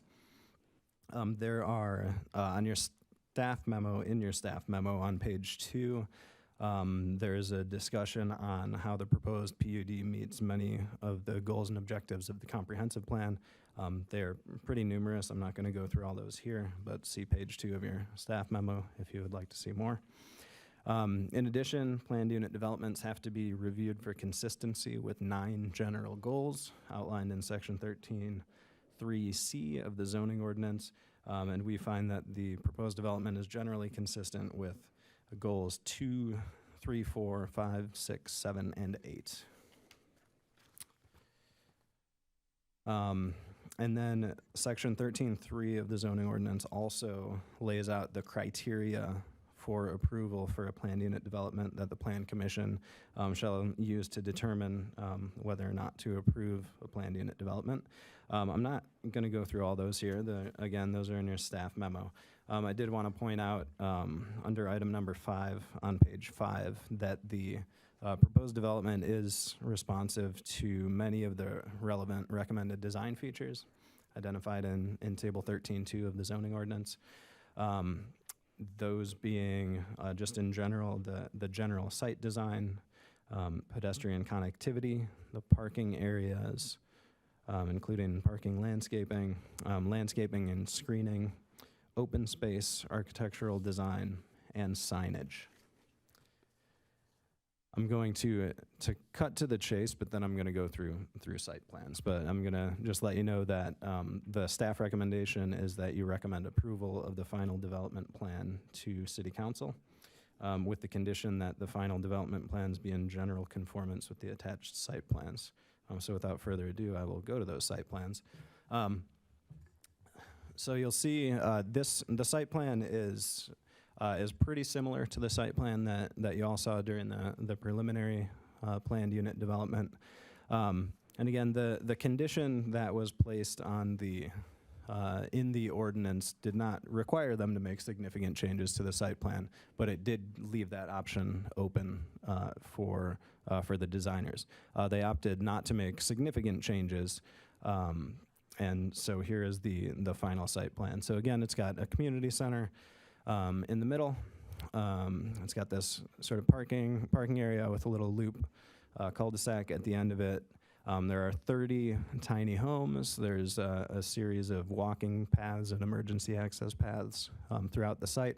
I do want to point out, and just to clarify something, while yes, our manual of practice and other codes do not allow you to place a fence around a detention pond, the fence that they're proposing is not around the detention pond. It skirts the east, the south, and the west, but it is not entirely enclosing the detention pond. And that is in response to concerns from the neighborhood who did not want, voiced. We heard several times that they didn't want just an open detention pond for concerns about safety. Can I interrupt you for a second, Mr. Garcia? Sure. We keep hearing reference to detention and retention. I'm familiar with detention being a dry pond and Yeah. retention being a wet pond. Yes, yeah, I'm sorry. This is a retention pond. It's going to be wet. Okay, so it's mislabeled on It the is. plans. Okay. It is. It is, yes. And the applicant can correct me if I'm wrong later on. But it's my understanding it's going to have water in it at all times. And I think they have some design reasons for doing that that have to do with passively heating and cooling the buildings. But I will let them describe that when they present. Okay, here's the landscape plan. So you'll notice a couple of things. So first of all, it's very green. There's lots of landscaping that's planned. Just starting, starting over here. So there's a lot of areas identified that are sort of prairie plants and grasses. So some near the detention basin. I think an important piece here is having this screen to screen because there are houses right here where this legend is. So screening the lights of cars in the parking lot from those houses. So it's actually kind of double screened because they also have some plantings along there. So that's nice. Down sort of in the southeastern area, they've got a lot of areas for sort of, I guess what you'd call passive recreation. I think I usually call it just hanging out outside. So they've got, again, more prairie plants and grasses down there, a garden area for use by the Hope Village residents. Again, there's walking paths that go throughout. There's a few rain gardens throughout, which would help. They can look nice, but they can also help with preventing additional stormwater runoff. So overall, pretty well landscaped. And with native plants and rain gardens and such. I will point out that this is showing the old location of the fence, so this would need to be updated to show how the fence is now being proposed. Oops, didn't mean to do that. Okay. All right. This one is not terribly exciting, but I'll explain what's going on here. This is the grading plan. So this, in combination with the next piece, which is the utility plan, which I don't know why that's so small. But anyway, I'll start with the utility plan, because this is important. So all these lines on here are storm sewers. Well, not all the lines on there, but all these sort of straight lines going through the middle of this are storm sewers. So there are inlet points that you can see on the grading plan. Sorry, I don't like jumping around too much. Okay, so all these arrows that are sort of pointing to these circles, those are those squiggly arrows are all the water flowing to these circles, which are the inlet points, which then, if you look at the next one, I'm sorry, I don't want to make people dizzy. But then, if you look at the utility plan, so those inlets then all all point to the detention basin. And then once they're in the detention basin, again, as I pointed out when we were looking at the plats earlier, the storm sewer then goes out of the retention basin. I'll keep saying that, retention, good. And then it all flows to the north. So again, away from the neighborhood and to points further north. The lighting plan is less exciting than the last one, but there's a requirement, so they show, and there's little points here. There's going to be, lighting along the paths, and then there will be one light here in the parking lot. Building elevations, which I know you all are excited to see because you were asking about it last time. So here's all of the homes are identical. And they're all, and I'll let the design team get into details, but you'll just see like they've got a lot of windows facing the south, which can take advantage of passive heating in the winter. The way that the building's designed is to take prevailing winds coming from the southwest, go across that detention pond, cool the air, and then flow through the houses and sort of, I think, flow up and out, sort of. For again, it's passive heating and cooling, which has lesser energy bills, and just also sort of is a green building practice. They also have these screened porches, so it'd give every resident there sort of a semi-private area to hang out, partially enclosed, sort of outside. So that's a nice feature. I think these units are about 680 square feet. I think was my calculation earlier. And then they also have a front porch out here that they can take advantage of as well. All the buildings are accessible and visitable, which is a word. So that's the building design. And then this is just the elevation of the community center, which again is under construction right now. And I'm sure the applicant can speak, or design team can speak to some of its features as well. And then finally,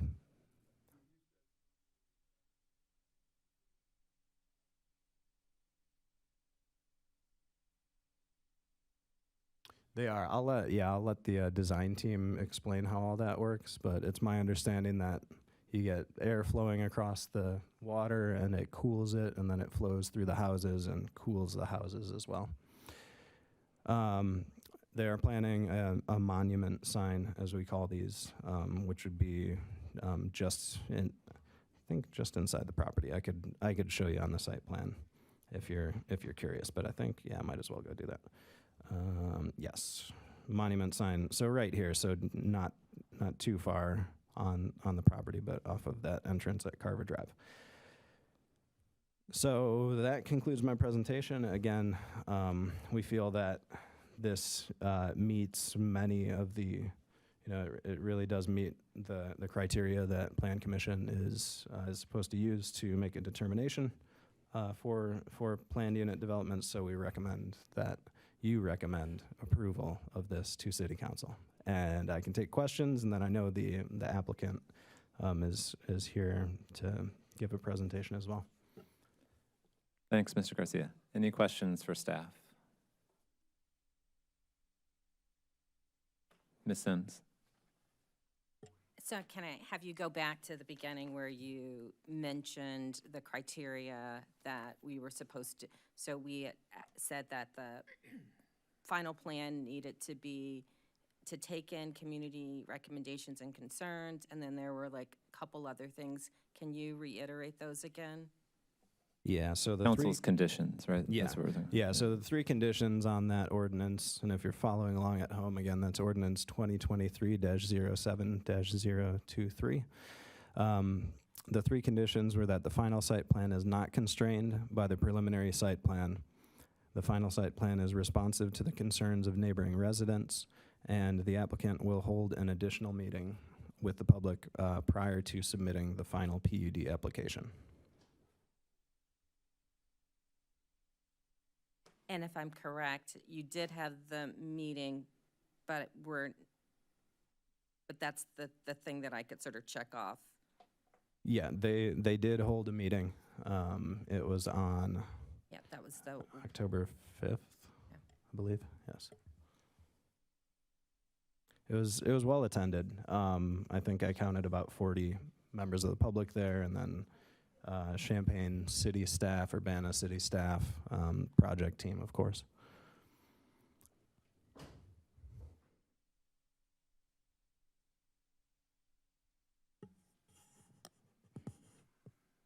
Mr. Hopkins?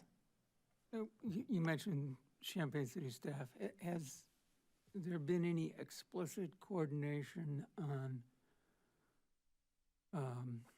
Champaign role in infrastructure issues on Carver Drive and in Carver Park?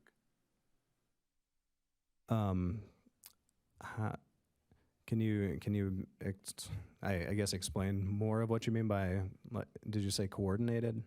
I mean, we've definitely had discussions. Our engineering staff and their engineering staff have.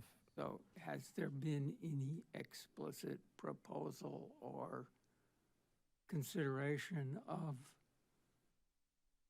Carver Drive infrastructure, which will be impacted by this, but is not within Urbana? Right. So I know that our engineering staff and their engineering staff have discussed things, especially it sounds like they, on the Champaign side, are looking into these drainage issues that folks have brought up. It's my understanding they haven't observed any recurring drainage issues, but they do continue to monitor it. It sounds like they are taking it seriously, and they're getting out every time it rains to check it out, is my understanding of it. There hasn't been, to my knowledge, anything explicit like I know they are planning to address I think Dory Miller, which is to the east, which wouldn't actually access this site, but I know that's in, I think, the worst shape out of any of the streets there. It's my understanding that Champaign plans to put that in their capital improvement plan in 2025, or address it in 25, but I'm not totally sure about that, and I don't know if they have plans for Carver Drive itself. Mr. Rose?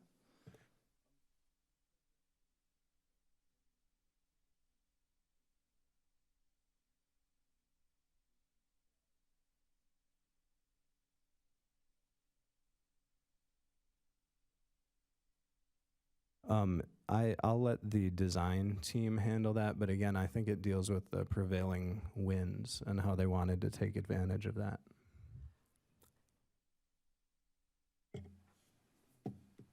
Mr. Fell? Yeah, I assume the fire department has looked at this and they're fine with one access point. They are. Yeah, I just recall from previous projects, PUDs that have come before the commission in developments that are less dense than this, I would say, 2 access points were required. How is the decision that one access point here was okay? Not necessarily where it's from, that there's only one. You mean from a public safety perspective? Other cases similar to this, 2 access points were required. Yeah, I cannot speak for our public works or our public safety, our fire folks, but we have them in the discussions early on, and I know that there were changes made to this site plan to help allay some of their concerns. But all I can tell you is that our fire department does not have concerns with this site plan.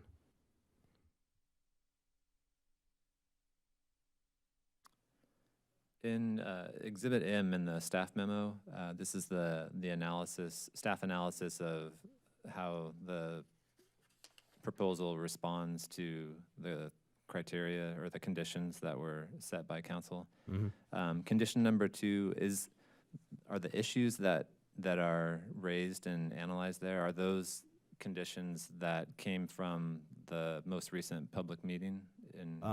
Yes, but it comes from the previous exhibit, which is Exhibit L. I pulled them directly out of there because I felt like that letter from the Carver Park Neighborhood Association really articulated their positions well, and laid out the concerns, which is, frankly, something that I was asking for, because we want to, you want concrete concerns that can be addressed, because there certainly are many concerns that we heard voiced throughout, or that I heard voiced throughout many of the public meetings, but many of those are things that can't directly be addressed by, say, this development or a site plan in general.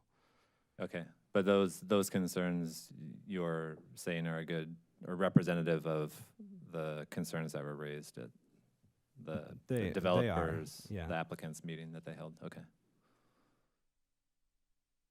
Any other questions for staff?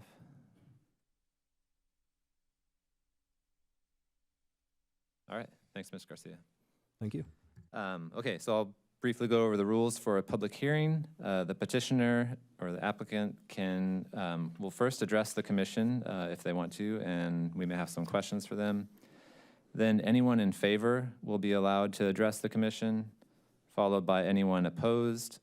Then at the end, if needed, the petitioner can address the commission again and respond to comments that were made by the public. Then we'll close the public input portion and discuss and possibly entertain a vote. So if the petitioner wishes to come forward and address the commission.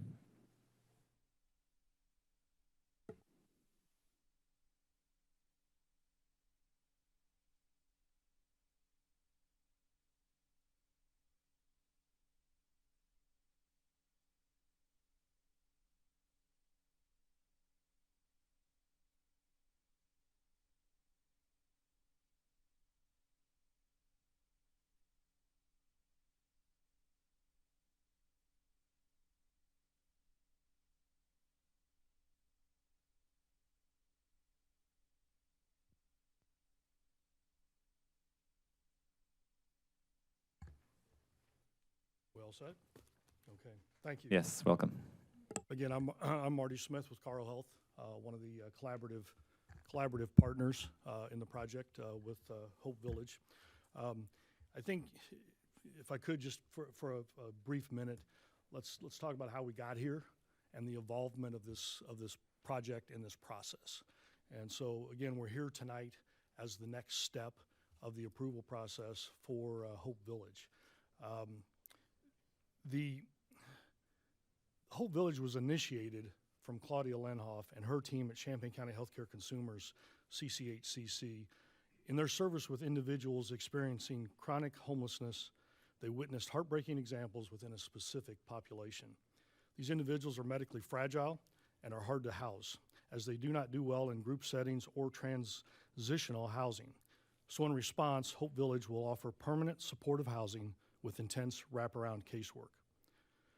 Claudia and her team, recognizing they did not have the resources or experience in constructing a project of this undertaking, reached out to Carl and the University of Illinois for assistance. The entities, CCHCC, Carl, and the University of Illinois, came together in a community collaborative effort to help build this project, while Hope Village, Inc. organized, filed not-for-profit status, and developed their own governing board and operational model, which is still ongoing and in process as we speak. During this process, Carl Health has stepped up and purchased the land, which we propose to subdivide, donate the portion of the subdivided land which Hope Village will sit on, and retain the balance of land for future use. And right now, it looks like it'd be farming for quite some time. In addition to that, Carl has stepped in as the applicant because of Hope Village's lack of not-for-profit status while that's still in process. Hope Village articles of organization were filed with the state of Illinois on June 8th of this year, and Hope Village continues to work on obtaining their 501c3 status, which is a very lengthy process. In the meantime, the three entities, CCHCC, Carl Health, and the University of Illinois, are working together to bring this project to fruition. Throughout the process, we've sought neighborhood and public input. We've hosted 3 neighborhood meetings. We've had numerous discussions with groups and individuals, and there have been numerous opportunities for public comment before the City Council and other agencies. As a result of the neighborhood meetings and the letter sent to us by the Carver Carver Subdivision Association. We've made some changes to address those.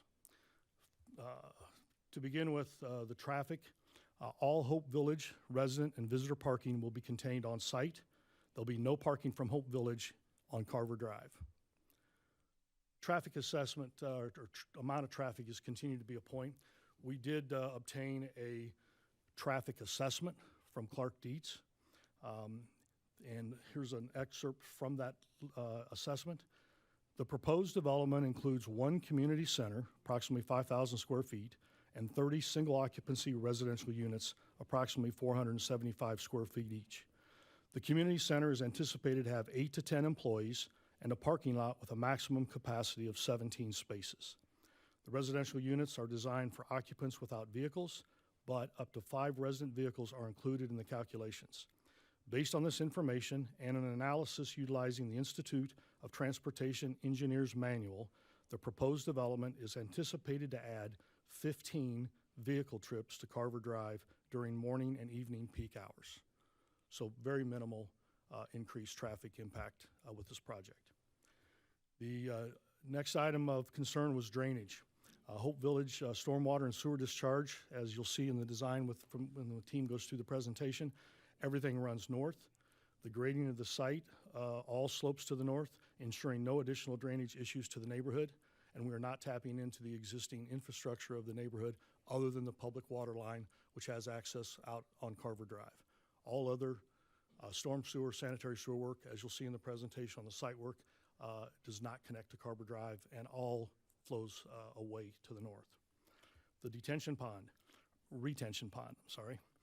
while this ensures that all water to be retained on site and discharged to the north with no impact on the neighborhood to address the safety concerns raised, we have also extended and modified the gate of the community so that the detention pond is inside Hope Village without access from the neighborhood to address the safety concerns that were brought up. Additionally, the concern of mosquitoes in standing water is addressed as an aerator or fountain will be installed in the pond. The next item of concern was excessive noise from emergency vehicles, late night ambulance runs, or what there may be in any subdivision with emergency vehicles. We've had discussions with the ambulance companies as well as members of the fire department, and we are assured that when a 911 call is made, if the caller requests that sirens be turned off as they enter the neighborhood, that the request would be honored to help avoid any excessive loud emergency vehicle noise in the neighborhood. The other items that came from our neighborhood concerns and the subdivision's letter, we put in a temporary gravel road from Federal Drive so that no construction traffic of any kind, including construction worker cars or trucks, would park on Carver Drive nor access the site during construction through Carver Drive. The other item that came, we pulled back from the preliminary plan. You'll see that we pulled back the parking space further away from the subdivision and created a deeper buffer with more green space and additional screening to eliminate headlights into the subdivision. Those were the concerns raised that we've been able to address through this process. There's been a question about value add to the neighborhood, and I would propose a couple of items that we consider to be value add for Carver Drive or Carver Park subdivision. First off, we're providing a much lower density development than any previous proposed project and much lower than allowed by right. For example, current zoning would allow 3-story buildings with 352 one-bedroom apartments or 493 efficiency apartments with parking spaces for 250 to 350 cars. This would obviously create significantly more than the 15 vehicle trips from Hope Village. Additionally, this project, with access from Carver Drive, will permanently restrict any additional traffic or impact to the neighborhood from future development, eliminating any possibility of access from the north through Carver or Dory Miller. Dory Miller and Carver Drive will dead end into Hope Village, and at no point in the future could future development create additional traffic through the subdivision. We've engaged the Hope Village is also working with Ameren as a partner on the project, and through that process, we're in discussion with them that the partnership that we were creating through Hope Village will also extend into the surrounding neighborhoods. Ameren is working on plans to review and upgrade street lighting and/or ensure that the current infrastructure is up to grade and meets proper working condition. Additionally, along those lines, because of the leverage and the participation we're getting from Ameren, we have been in discussion with the City of Champaign Neighborhood Services Program. They have indicated that they're looking at replacement of Dory Miller Drive in one of their next budget years, whether it's a year or 2 years, I can't speak for them. But additional discussion about sidewalk repairs, potholes, and improvements within the neighborhood are all being reviewed as a result of Hope Village now engaging Ameren and the City of Champaign. The other discussion with the City of Champaign relates to the ability for Carver Park subdivision to officially and formally apply as an organized association, which will then make the subdivision eligible for grant dollars, such as money to improve or replace the subdivision monument sign out at Bradley and Carver, as well as other amenities that come with being an organized and recognized subdivision association. Additionally, Carl Mobile Clinic, through our community health initiatives, will be providing the mobile clinic service and fresh produce grocer bus to the village, which will also be available for the surrounding neighborhoods to access those services. The last item would be that, engagement with the Hope Village and the residents throughout the neighborhood. We would still desire that there be a strong relationship between the neighbors and Hope Village, the residents, and our organization, and intend to create a neighborhood advisory board to try and continue those relationships after Hope Village is operational. With that, I think we'd like to have the design team walk through the slides that you just saw with a little more detail so you can understand the intentionality of the design and the process that we've gone through to really create a really substantial opportunity to serve this population.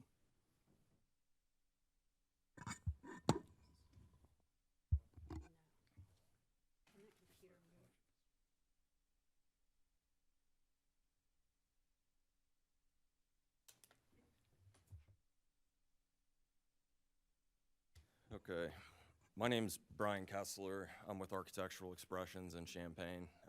My bedtime's usually about 9 p.m., so I'm gonna do my best here. But if I'm a little slow, give me a break. I am one of several architects and engineers that contributed to the design of this project. We're all local companies, even the contractors we've started working with here. I want to start off with a little bit of a preamble, and I want to make sure that we're focusing, why we're all sitting in this room here today. There are certainly a lot of different ways that we could have designed this development. I think all the conversation surrounding different options and ideas is great. We're certainly all used to that as designers, but I also want to be clear about why we need a PUD, and that's for two reasons. One is that the zoning ordinance would cause us to put in an unnecessary amount of parking. We don't need a huge parking lot for residents that simply don't have vehicles. The second is that the zoning ordinance does not currently have a mechanism for allowing multiple single-family homes on the same lot. So those are the two reasons we're in this room. Those are the two reasons we need a PUD. We could turn around tomorrow and circumvent both of those and build this complex without asking anyone.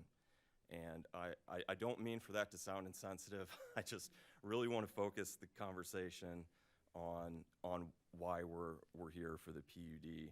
And having said that, I do want to make it clear to everyone in the room that as a design team, we've done our best to try to take the input that we've gotten so far and translate that into meaningful changes in our plans. We were, of course, hired by the owners. We don't necessarily have a stake in this from an operational perspective. We're just trying to do the best that we can as architects and engineers, and I hope that this presentation that I'm about to go through here helps illustrate that. And I think I got my slides out of order. But of course, when we're designing, we look at the whole development cohesively. But for the purpose of this presentation, we're kind of subdividing it into 3 points here: the site, the community building, and the small home design. This graphic you've seen before, but want to talk a little bit more about some of the thought process behind the layout of the site. I know no one believes our passive cooling strategy, so we'll just take that off the table for the moment, unless Bridget may talk about it a little bit more with the small home. But truly, the reason for having that, we're going to call it a detention basin, because my understanding is if it has an outlet, it's a detention basin. If it doesn't have an outlet, it's a retention basin. I don't know. I'm not a civil engineer, so don't quote me on that, but that's my understanding. And this one has an outlet. It's a wet pond and it has a controlled outlet. So that's what you call it, whatever you want. That's what we're talking about. Thanks, we got it. So part of the reason for putting the pond in the lower left corner and the parking across the south end of the site is to further the buffer and reduce the impact on the neighborhood to the south. We figured the farther we set our homes back, the community center back, the more of a buffer zone we would create between the two areas. And we thought that the Carver Park neighborhood would be appreciative of that, rather than having the homes or community center pushed directly to the south and against other homes. The reality is, this stuff could have gone on the site in a lot of different ways, but I think as Marty mentioned, developing the southern half of the site, I think really safeguards the rest of the community from some sort of other future development that would have a much higher impact use moving in. We had almost 12 acres. We simply don't need it. We don't need 12 acres for 30 small homes and a community center. As it is, the density of this development is akin to single-family homes, which is what they are. We tried to orient the homes in the community center so that we're taking advantage of convection for passive cooling. We tried to get our roof planes such that we were maximizing our southern exposure. The pond it's not to the north, which is where the water ultimately heads, but it is immediately adjacent to our largest swaths of impervious area, which are the parking, paving, of course, and the community center. As Marty mentioned, we have, or maybe it was Kevin, we have 17 parking spaces, I believe, only anticipating 6 to 8 vehicles at any given time.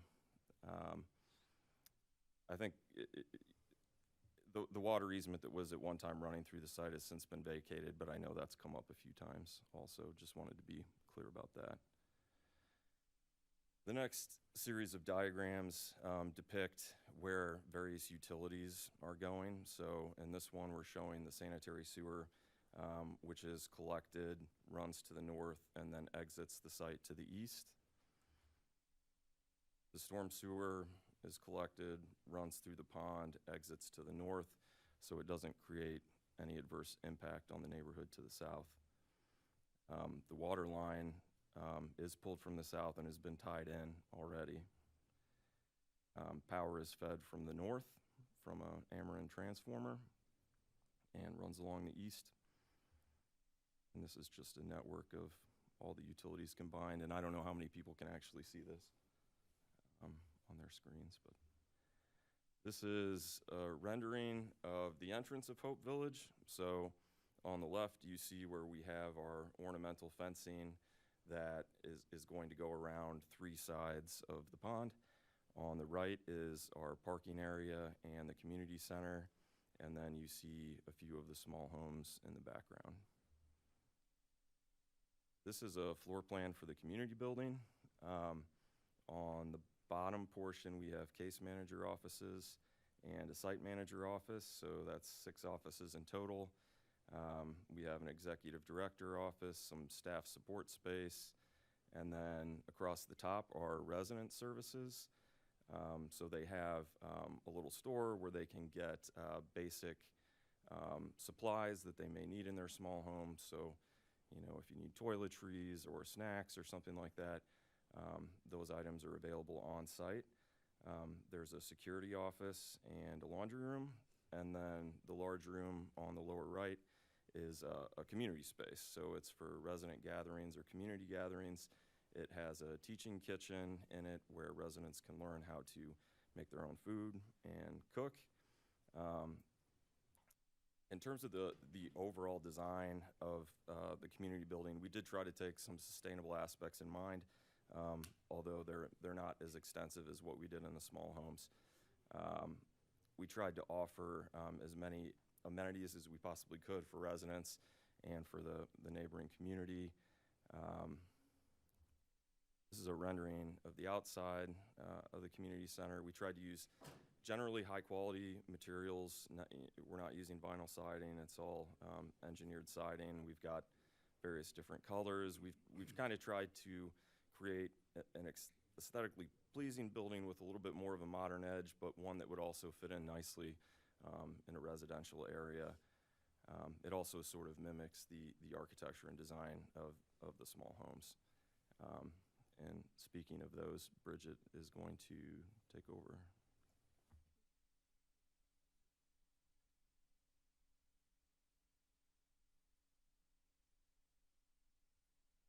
Hi. So we're going to share a little bit about how we got to the small home design. First, we started with the word cloud. I don't know if a lot of people use those, but basically however often I heard the words come out of people's mouths during the preliminary discussions with the owners and everyone, the bigger the word is.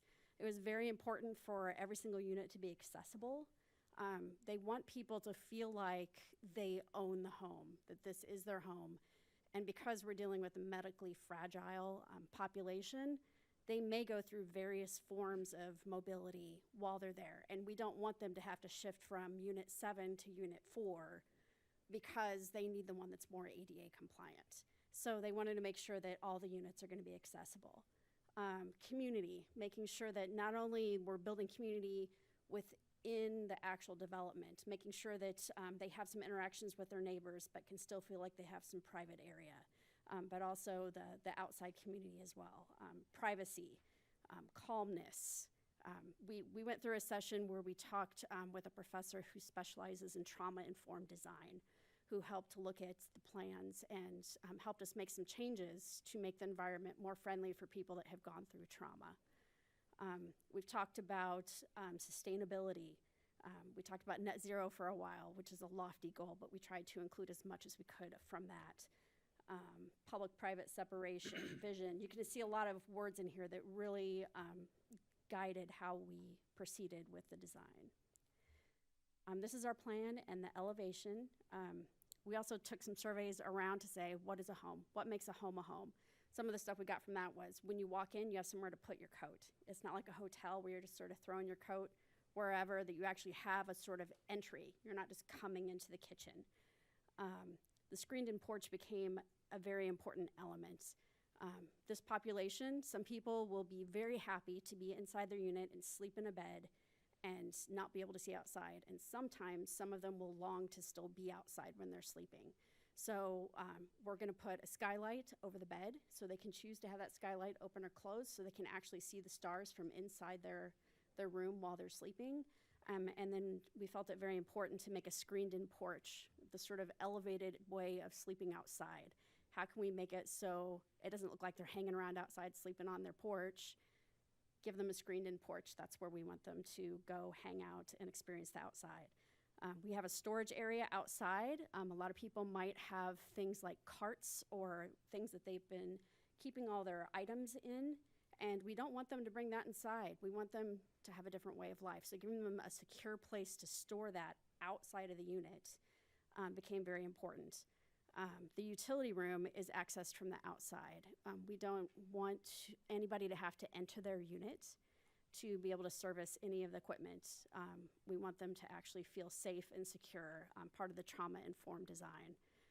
The entry door opening in is a trauma-informed design thing. So somebody can stand behind a door, and I'm sure we've all done it, where we sort of wedge a foot behind the door and open up the door to see who's there. That's something that we've incorporated. Having doors that you can prop open, believe it or not, bathroom doors, bedroom doors, that there's a way that they can actually put a lock on them so they stay open, because closed doors can be a source of trauma. Otherwise, it's like a one-bedroom apartment, a little bit bigger because we wanted, again, all of them to be accessible, so that they could stay in the same unit throughout their mobility needs. Some of the sustainable things that we incorporated, we try to stay with as close to a square floor plan as possible. Square floor plans have less area of exterior wall than a rectangular one, so they're just innately more energy efficient. Try to limit the windows on the east and west as much as possible, because as the sun rises and sets, it's hard to control that light coming in and keeping it from heating when you don't want it to. Use thicker walls and roof. We're actually using BAMCore, which is a product out of California.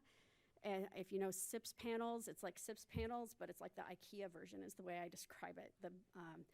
The bamboo comes and you put the plates down, you put the outside on, then you can run all of your electric and everything, then fill it with the insulation and then put another layer of bamboo. Because it has 2 layers of that sheathing, that wood sheathing, it's very strong, and so you have less studs. And so the U values are tremendous, plus of course bamboo is a renewable material. And then try to incorporate passive design as much as possible. We had an employee that used to work for us, and he was always in love with sustainability, and to the point where he said, California's the place I want to be, because that's where you go to like learn about sustainability. So he went there. So as soon as we got this project, I brought him back in, and he took his professors and researchers that he's working with down there and showed them the plan, and that's where we came up with a lot of the passive design decisions that we made. Making sure that we were incorporating sun, and making sure that the sun can get in during the wintertime, but keep it out during the summertime is just a passive thing to make sure that it doesn't heat up during the summer. Incorporating passive. The majority of our wind during the times that we want to capture it, so during the spring and fall when it's kind of temperate outside, you don't want somebody to turn on their air conditioner too early. You don't want them to turn on the heat too early. Most of our wind comes from that southwest direction, so we put that screened-in porch on the southwest so they could open up their door, capture that wind, and bring it in throughout their units.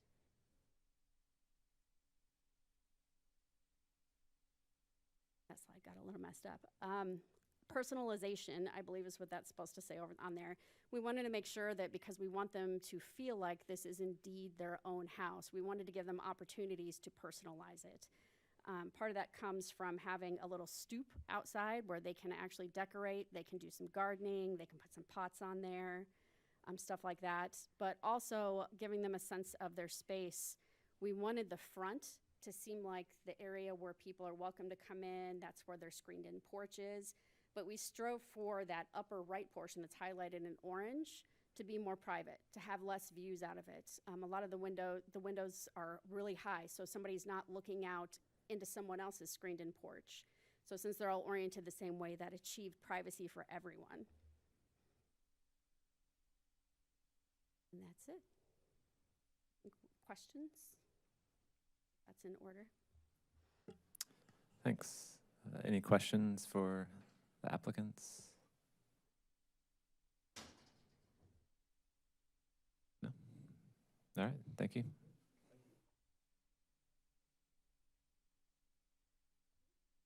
I was here mostly for questions, but yeah. You have a question for? Yeah, he's gone over all the elements of the site, so.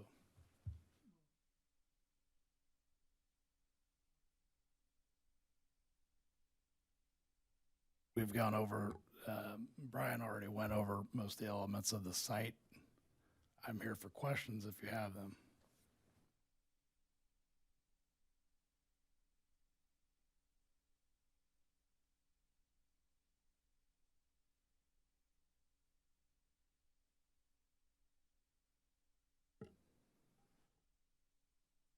All right, thank you.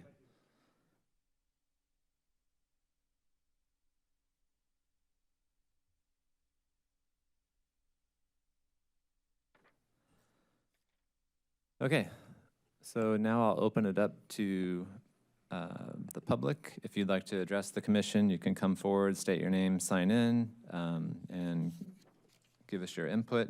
We'll do this in the order of anyone who is in favor of the project or the proposal, come forward first, and then anyone who is opposed. So is there anyone in favor of the proposal that wants to address the commission? You can come forward now.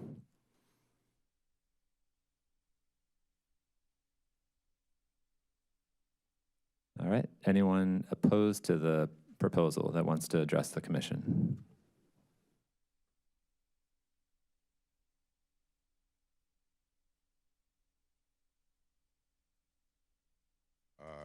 It's me again, Marcus Johnson. I oppose, and the reason why I oppose is because, well, you've heard our rejection and understanding that it does not bring a value to the community, and it's going to bring I'm just trying to make it real simplistic so you just understand without all the big words and this, that, and the other.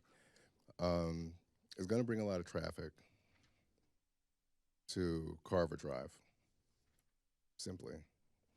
And just like we all explained, there's only really two ways in, Federal Drive or Carver Drive, right? One way in, one way out, really. But it doesn't sound like our rejection is being respected. And I don't know if I'm saying this right, or am I saying this right? Okay. So that's the thing I really want to address here. We've heard talks about it. We've come to the meetings. You've said a couple of times that though it's a public hearing, the public input isn't really required, but you want to hear our input, which sounds like to me that you're going to do it anyway, right? Well, we're asking that you don't. So that's all I need to say about that. Thank you. Thanks for your comment. Just to clarify, the public input wasn't required for the subdivision proposal, but for this proposal, there is definitely a public input that's required. No problem.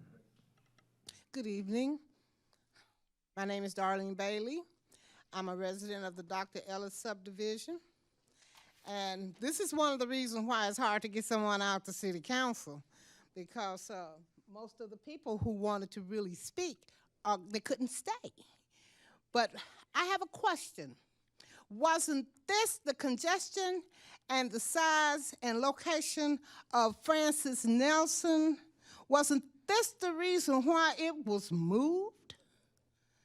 If that is the case, then Francis Nelson could have stayed where it was and just expanded it out. But if you close Francis Nelson down because of size and congestion, and then put another subdivision over here, which is going to cause the same thing.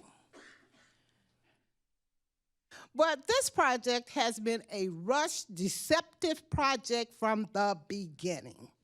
I've been in it from day one.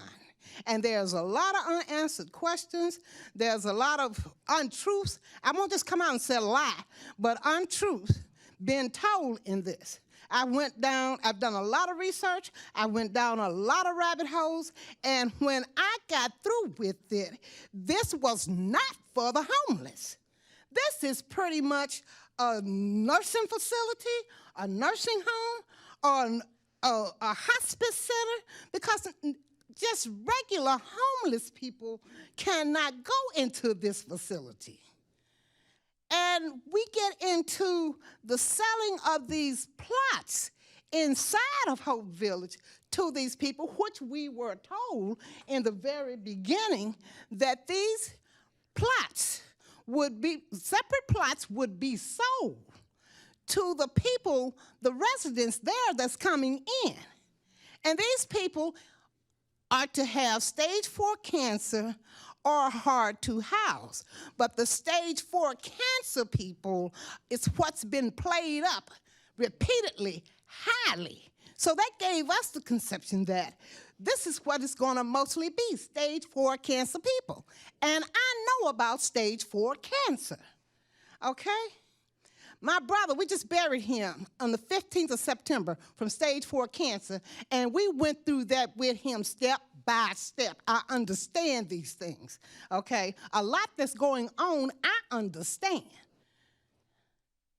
And with the access through Carver Drive, through Carver Park, to me, is totally disrespectful, because this community to me, cannot support that type of construction and community. You've got these beautiful homes, this walking trail, everything laid out so beautifully, and you're putting it in the neighborhood that cannot support this. Okay, we need revenues, okay? If you're gonna bring in something that can help generate revenues that will help us take care of this area. We want this area to be beautiful and well-rounded and well-respected, just like any other community in Champaign-Urbana. But we can't do it without the revenues. And you're bringing in tax-exempt facilities. Somebody's going to have to pay the taxes on this. And we are already stressed. You're putting this in a stressed area. This would have been a better fit for an area with a better infrastructure and more economic, finances coming in to support it. We have never said we was against Hope Village, okay? I told you, I know some of these people. I don't know if I know the ones you're talking about, because we have never seen not one person that will be going into this facility. We have not heard a comment from one person that's going into this facility. We don't even know if they exist. And from some of the other falsehoods that's been given to us, it's like a slap in the face. This is not a good fit for Carver Park. Now, if you're going to build it somewhere else, I will come and help you.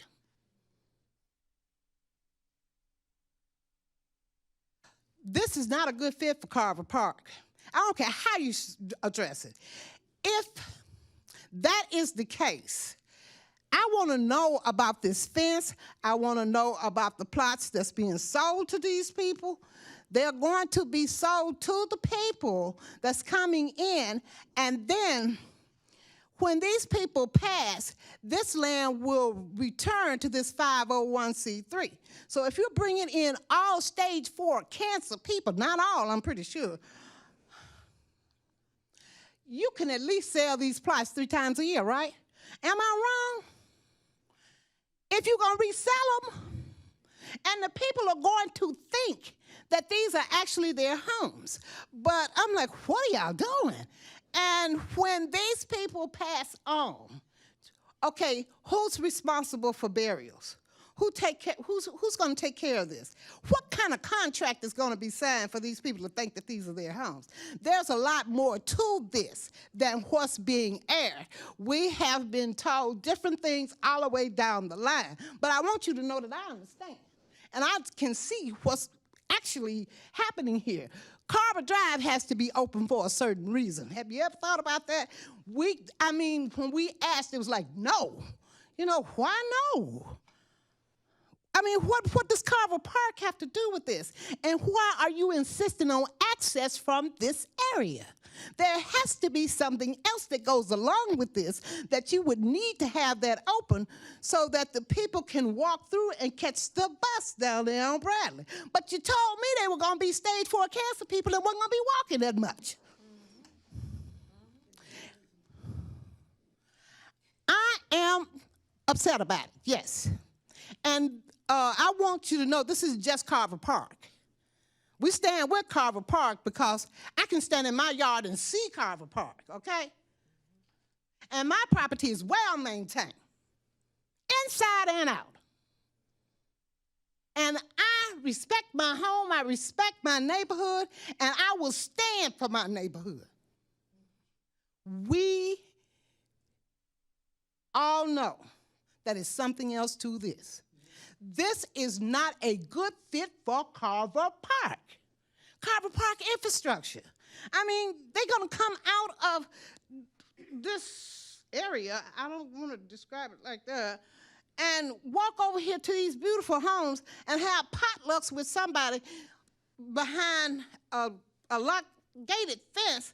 But let me go back to this. In the very beginning, we were told that this would be 30 tiny homes in a locked gated community operated by biometrics under surveillance 24/7, and it would contain a commissary, a hair salon, and other, in there. So everyone did leave with the conception that this sounds like a mini prison here. It was the way it was explained. If you was there and heard it, you'd said the same thing. So don't get upset with us because we care about our community, regardless of what you think of it. We care about our community, and I'm gonna stand with it. Thank you.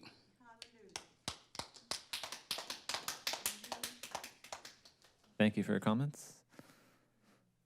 Is there anyone else that wants to address the commission?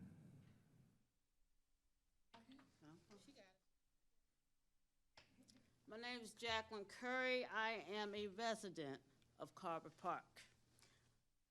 I piggyback with Ms. Darlene. I agree with everything she says.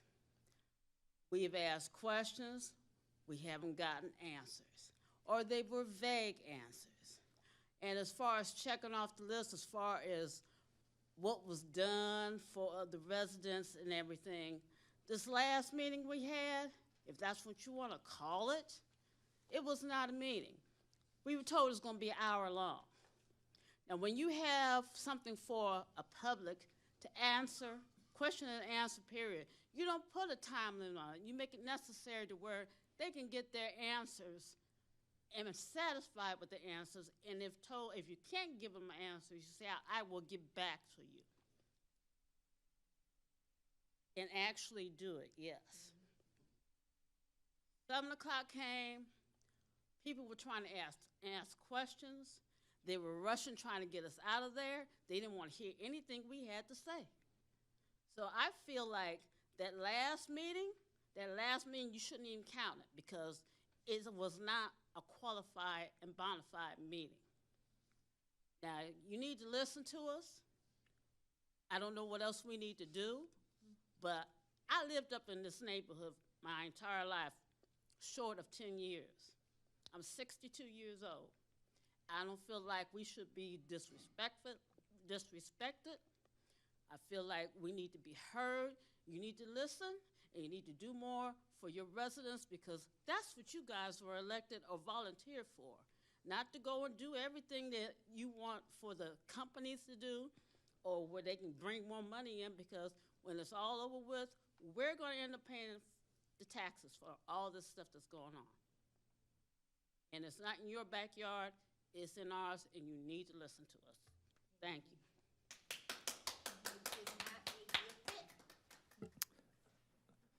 Thank you for your comment.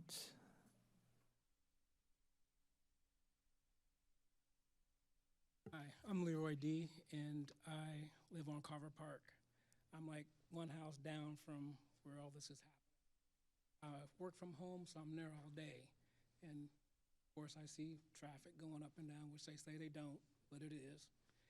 And with the pond, I have grandkids that I'm raising. Kids are curious. I know that I'm watching my kids, but you never know about someone else's kid. This weekend, there was kids over there playing. I yell out, get away from there. You know, the pond is a big mistake. It's too close to our neighborhood. And I'm not against this because my dad was homeless. I tried for years to get him off the streets. I'm not against it. Actually, I'm for it. I just don't, that's not a place for it. Thanks for your comment.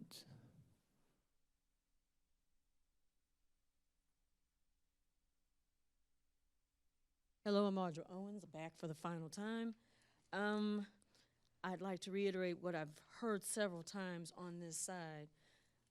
We are not against Hope Village. We are not against Hope Village. We are not against Hope Village. What we are against is the way that Hope Village was presented to us. What we are against is the fact that when we ask to be heard by people who are in positions such as yours or the Champaign side or the Urbana side of water or whatever, we are always told, we'll get back to you, and they don't. Or they sidestep the issue, which they do. And the majority of these meetings feel like a checked box so that they can simply say that they went through the motions of hearing us. Tonight, we have 4 people sitting up there, and they talked about Hope Village. They talked about everything that might happen in Hope Village. They talked about all of these wonderful things that they're going to provide in Hope Village. However, that could happen simultaneously with Carver Park. But the way they made it sounded like an afterthought. You know, 2 or 3 years down the line, we might get this. We might get that. But we do know already that starting in 2024, this is what's going to happen in Hope Village.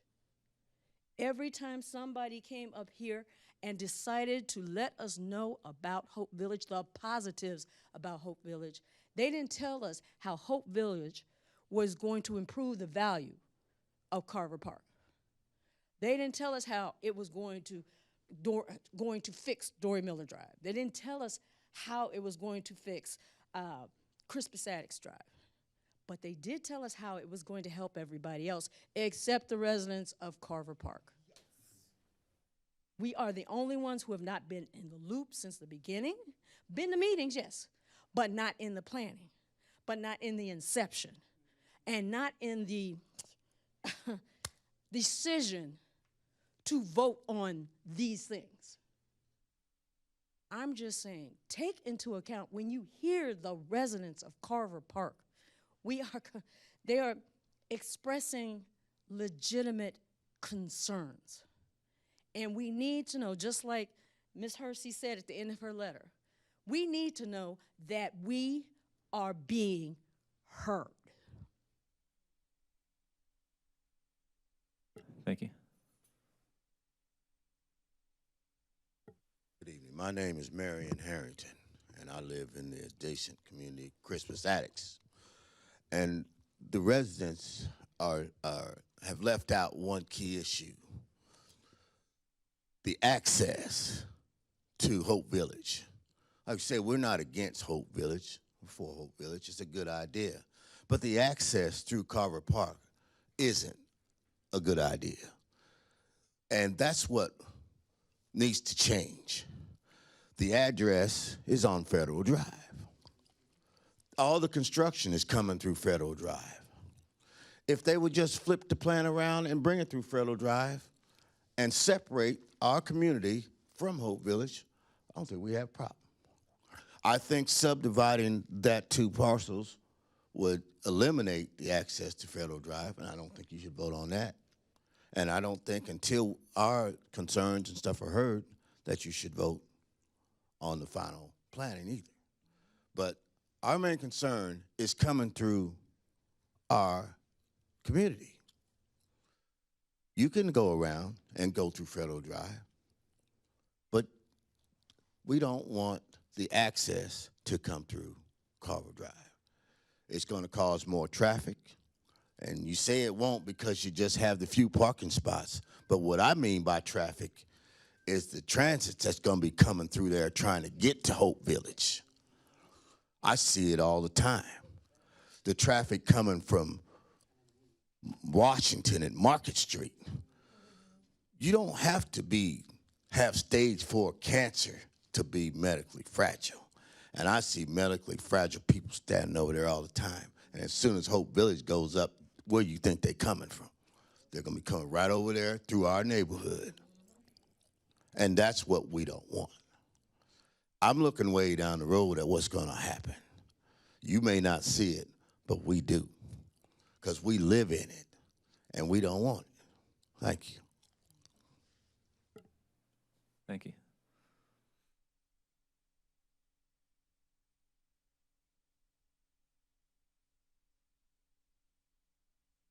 Is there anyone else that wishes to address the commission in opposition?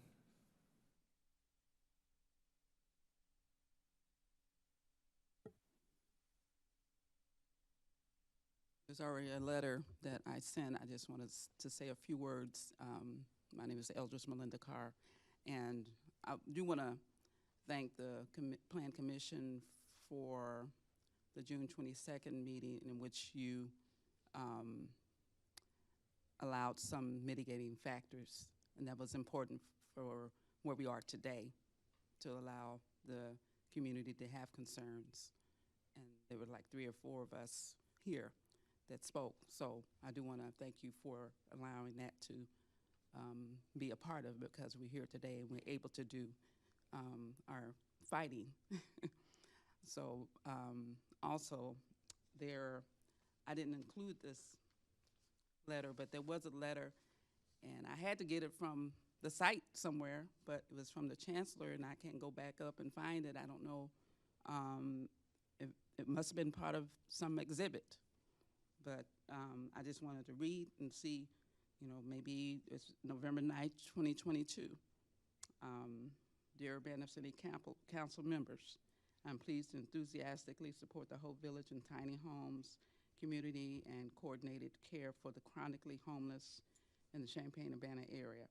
This village is a joint effort with Champaign County Healthcare Consumers Call Foundation and the University of Illinois Urbana-Champaign, aiming to provide housing solutions and intensive case management for the, quote, hard to house, unquote, homeless population.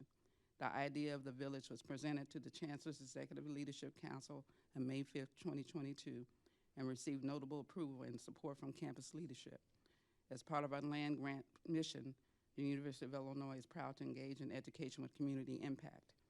The village infrastructure and operational plans align with our educational efforts across campus, including the Granger College of Engineering, School of Architecture, and the College of Fine and Applied Arts, Carl Illinois College of Medicine, and the Siebel Center for Design. Additionally, Dr. Wanda Ward, Executive Associate Chancellor for Public Engagement, has been actively involved in planning efforts for the village, strengthening the connection between the university and the community. In this village partnership, the University of Illinois will support active translational research for improved health outcomes and community sustainability. Leadership from Dr. Ashlyn Stilwell, Associate Professor in Civil and Environmental Engineering, Dr. Rashid Bashir, Dean of the Granger College of Engineering, and Professor Francisco Rodriguez Suarez, Director of the School of Architecture, has supported the site plan and design for functionality and sustainability. Building on the world-class research on our campus, our faculty will support the village through innovative site master planning and layout, non-intrusive monitoring for health conditions, and customized case management, and infrastructure design for sustainability. The village presents many opportunities for Illinois research and action to make a positive difference in the community. Finally, the village partnership enables authentic student engagement in the Champaign-Urbana community. We're training the leaders of tomorrow, yet our students are already leaders in campus efforts that design and build innovative housing, reduce local food insecurity, and build community, period. Through Illinois efforts for community-engaged scholars, our students can actively engage in an innovative and transformative approach of the village. The University of Illinois is pleased to join the Hope Village effort and looks forward to impactful and exciting future of this tiny homes community. Sincerely, this is signed by the Chancellor. So I'm just saying, I don't know where this fits in. It's not available apparently, but this shows that there's some kind of research, there's things going on. It really is more institutional type of environment. And so I just wanted to bring this forward. I didn't include this because I didn't have a copy, but I pulled it somewhere doing my research, but it's not available up on the site. So I just wanted to mention that. Thank you. Thank you.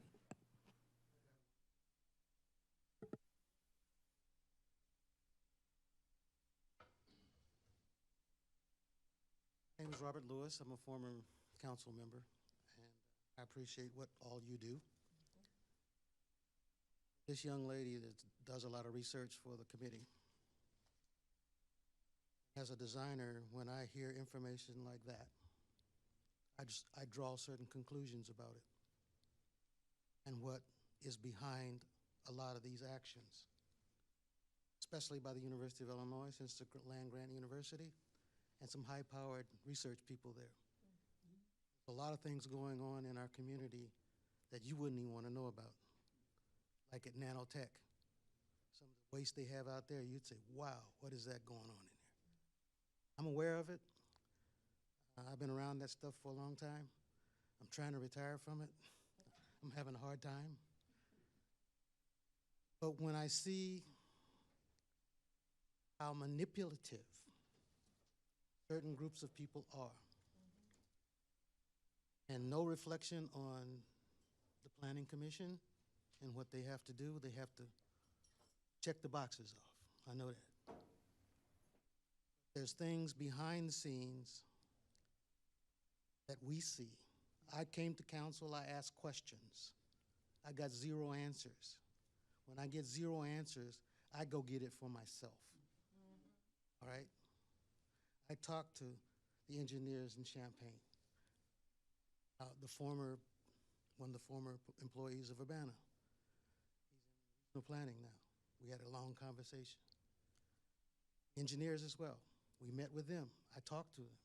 If I wanted to find out why that little easement was across the drawings, I found out, yes, it was abandoned 5 years ago, and eventually the paperwork will be through, and that answered my question. But I could have asked that, and nobody answered me. So there's a lot of things out there that we are exposed to, we think are great. Folks have done a lot of research when it first touched ground. I would behoove you to listen to them and the Ward 3 representative. She said no from the beginning because she knew what was coming. She had some foresight, more so than a lot of you. And I'm appalled at the fact when I pay taxes and I pay for people's services, I don't get them, I get ticked. And that's why I'm here. But I think you are good people, you have a good head on your shoulder, and you can make the right decisions about what this thing needs to be. One thing that appalls me about this detention basin is they didn't think about the children in the community and how they would. I know what they're going to do. I was a little kid once. I'm going to see if I can swim in it. I know it's 14 foot deep. Somebody going to drown over there. That's all it is to it. I know what the international codes say. You can't put a fence around it. And this nice environmental water pond to, quote, give people nice, clean, cold air coming to their homes when they prevail out of the Southwest, and you got big trees behind it, that's absurd. You're not going to get a flow across there. You'll get an upset airflow across this whole village. You can't play games with people that know. Some people do, unfortunately. Thank you. Thank you.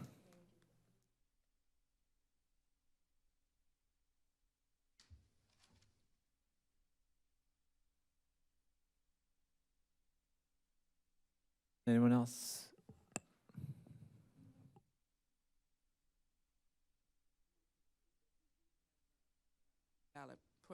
Hopefully will be a valid protest coming, and some of that information came with the letter. I hope you got a copy of it, so that you can see some of the things that we're asking related to the properties, and that's looking at the 40% that we need for the core properties that fall within that parameter, because some of the things we had to spend some time trying to find who the people are. So we do have that coming, so I'm asking that you consider that as well as we.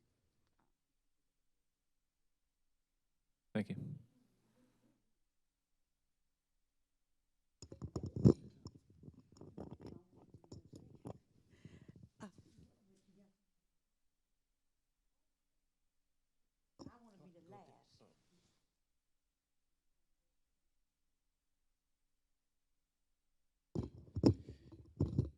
My name is Jonathan Howard.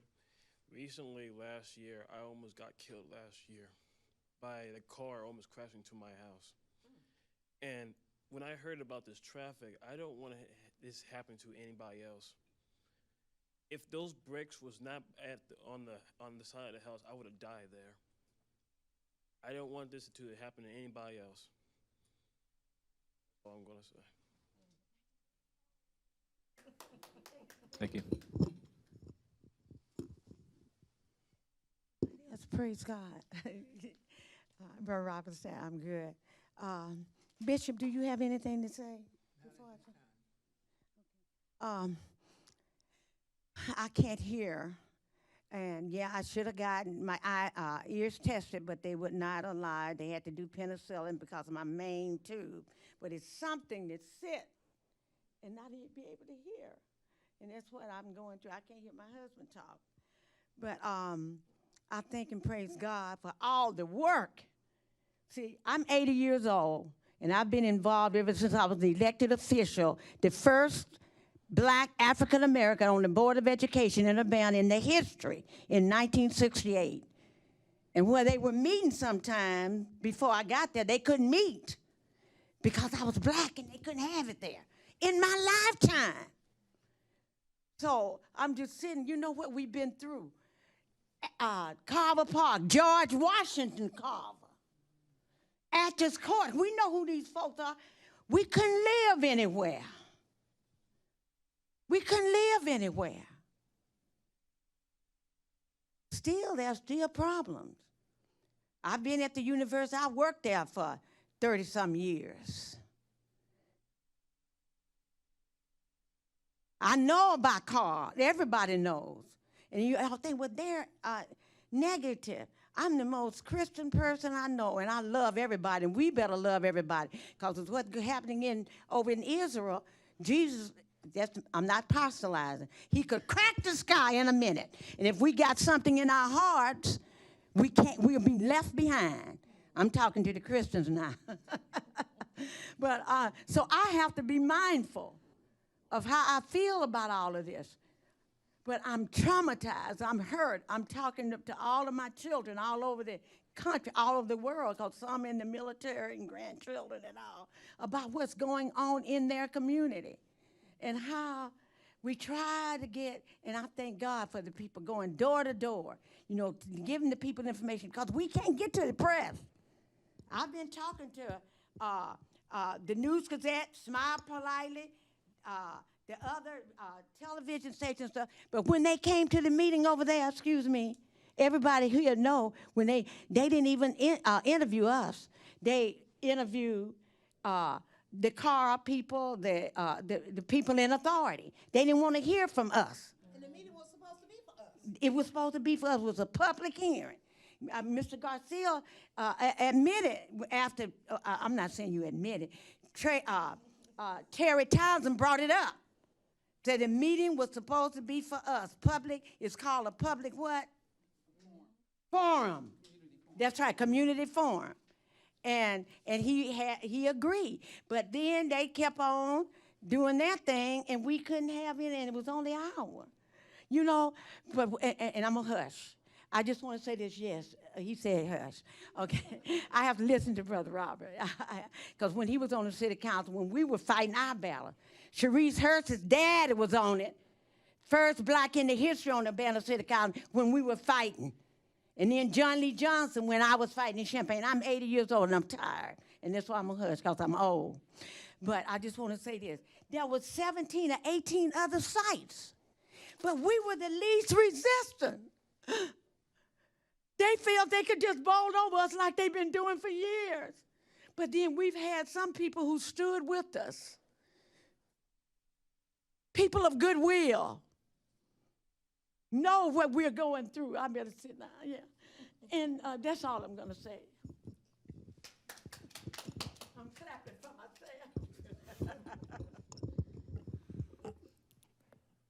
Thank you.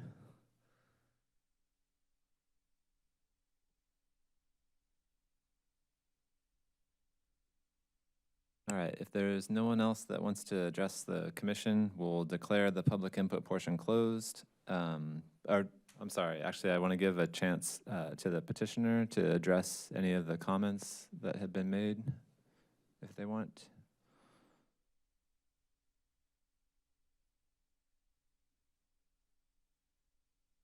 Just one thing, thank you. And I respect the speakers who've come before us and expressed their concerns. I just want to make sure there's one clarifying comment. There was reference made to the sale of plots, and at no point has that ever been considered, or will it ever be considered. We are not selling any plots in Hope Village. Okay, thank you. Okay, thank you.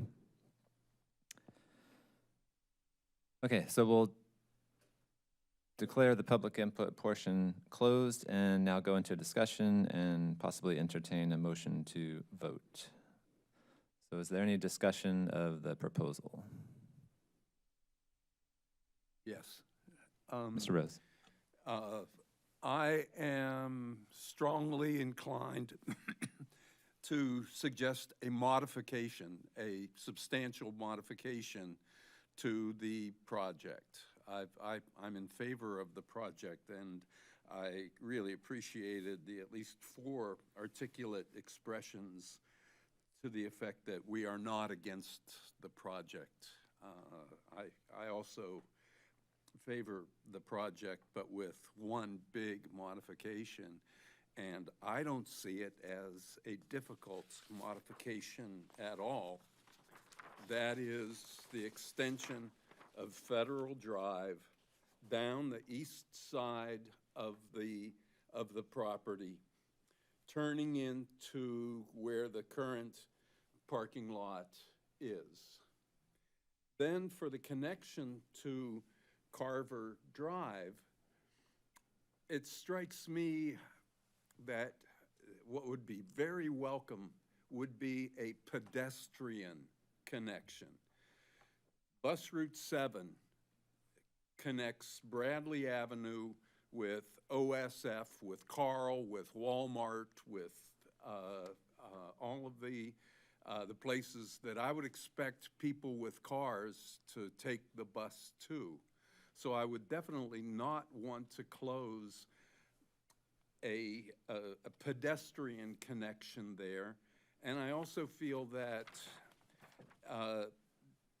there's a human side to the interface between these two communities, and we can only do so much. But if that interface is face-to-face and person-to-person, like a pedestrian walkway would be, I think it could be beneficial for both communities. So I appreciate the input, and I suggest a consideration of vehicle access via Federal Drive.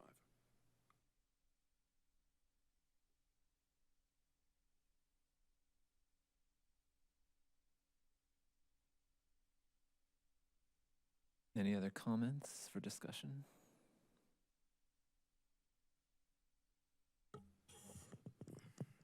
I don't know where other people are in 10 o'clock. I agree with Mr. Rose about most of that. At least some people here know where I was on June 22nd meeting, and this is the outcome I feared. We're in a mess. Physical mess and an institutional mess and a procedural mess.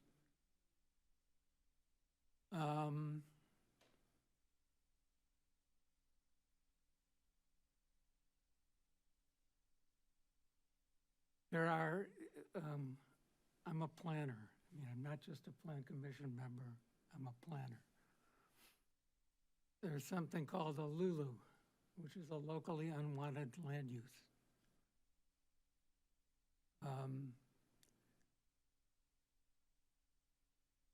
There are two predictions, at least, for where LULUs end up.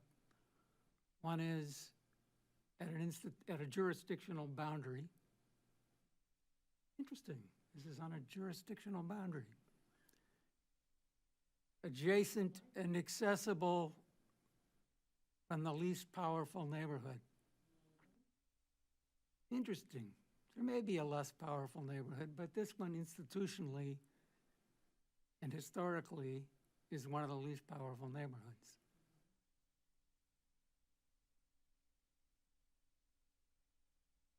This shouldn't have been located here.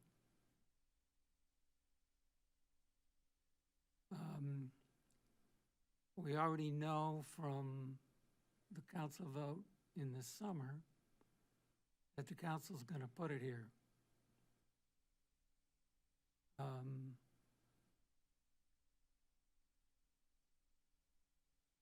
I can think of two ways I would respond. One is to vote against it. The other is, which will do no good. The other is to try to make significant modifications and make it at least less problematic than it currently is. And I'm willing to work at that, but I'm not super happy to do it at 10 o'clock at night.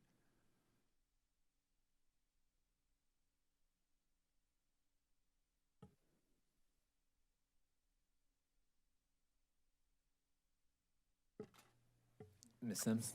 So I really appreciate, I've been looking towards you, right? I really appreciate your comments, Lou. And I appreciate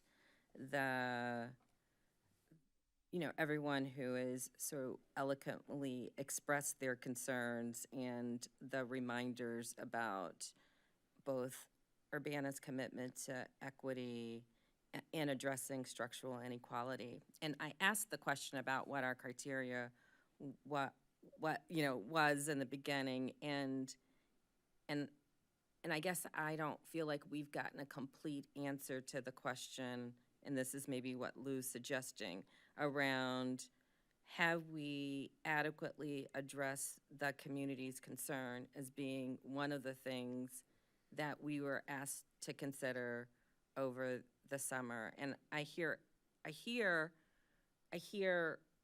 maybe some of the things being addressed, but maybe, right, this is always the question around content versus process. And I firmly believe, and I don't know how we address this, and so this is a larger conversation around that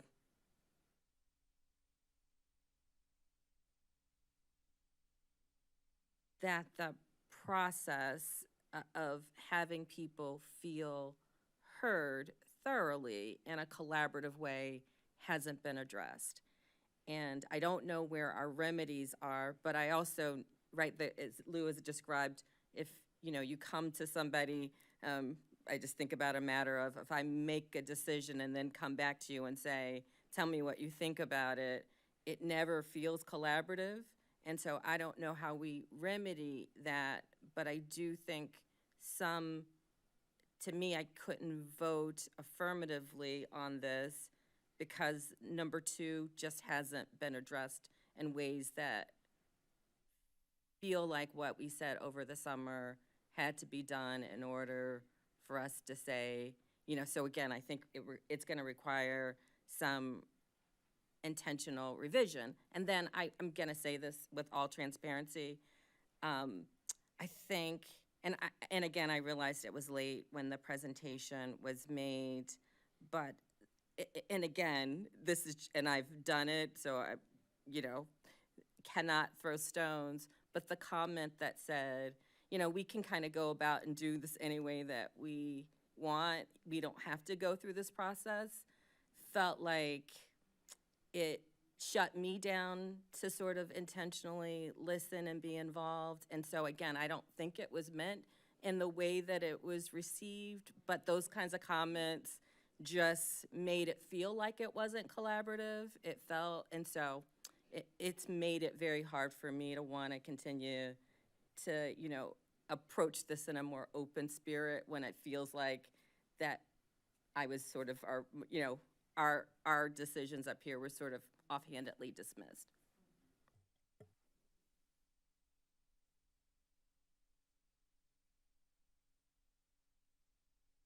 So what are our options in terms of continuing this, I guess, until the next meeting?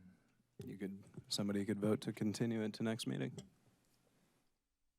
I'm going to chime in a little bit. I agree with what everything has been said, and that was going to be my proposal, is we can continue this to another meeting and give the applicants an opportunity, if they so choose, to revise their site plan.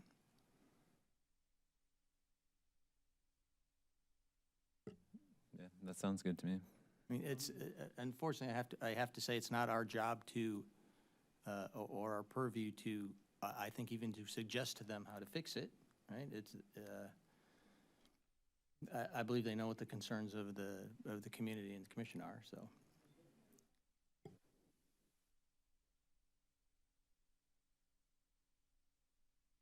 So do we need a motion to continue? Yes. Does anyone want to make a motion?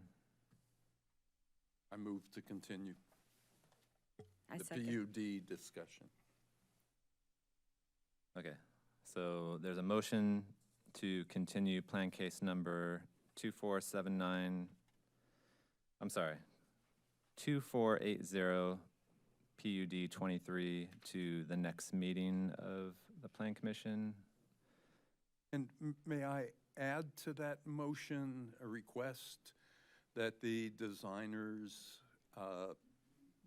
speak to the issue of Federal Drive access? Sure.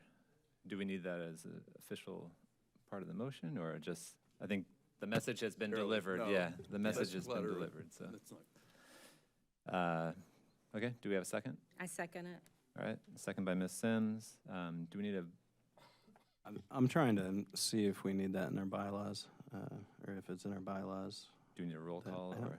I don't think so. I feel like the continuation in a second just automatically continues it, but. All right, let's take a vote just to be safe. Voice vote? Sure. Okay, all those in favor say aye. Aye. Aye. All those opposed?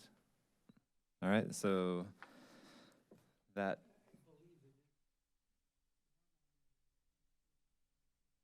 So see y'all Thanksgiving? I said, so we'll see y'all on Thanksgiving? No. It'll be the December, I'll have to. Yeah. Well, we did have another item on the agenda today that would have changed that next meeting, I think, but maybe, I don't think we're going to get to that tonight, possibly. Yeah, no, that's fine.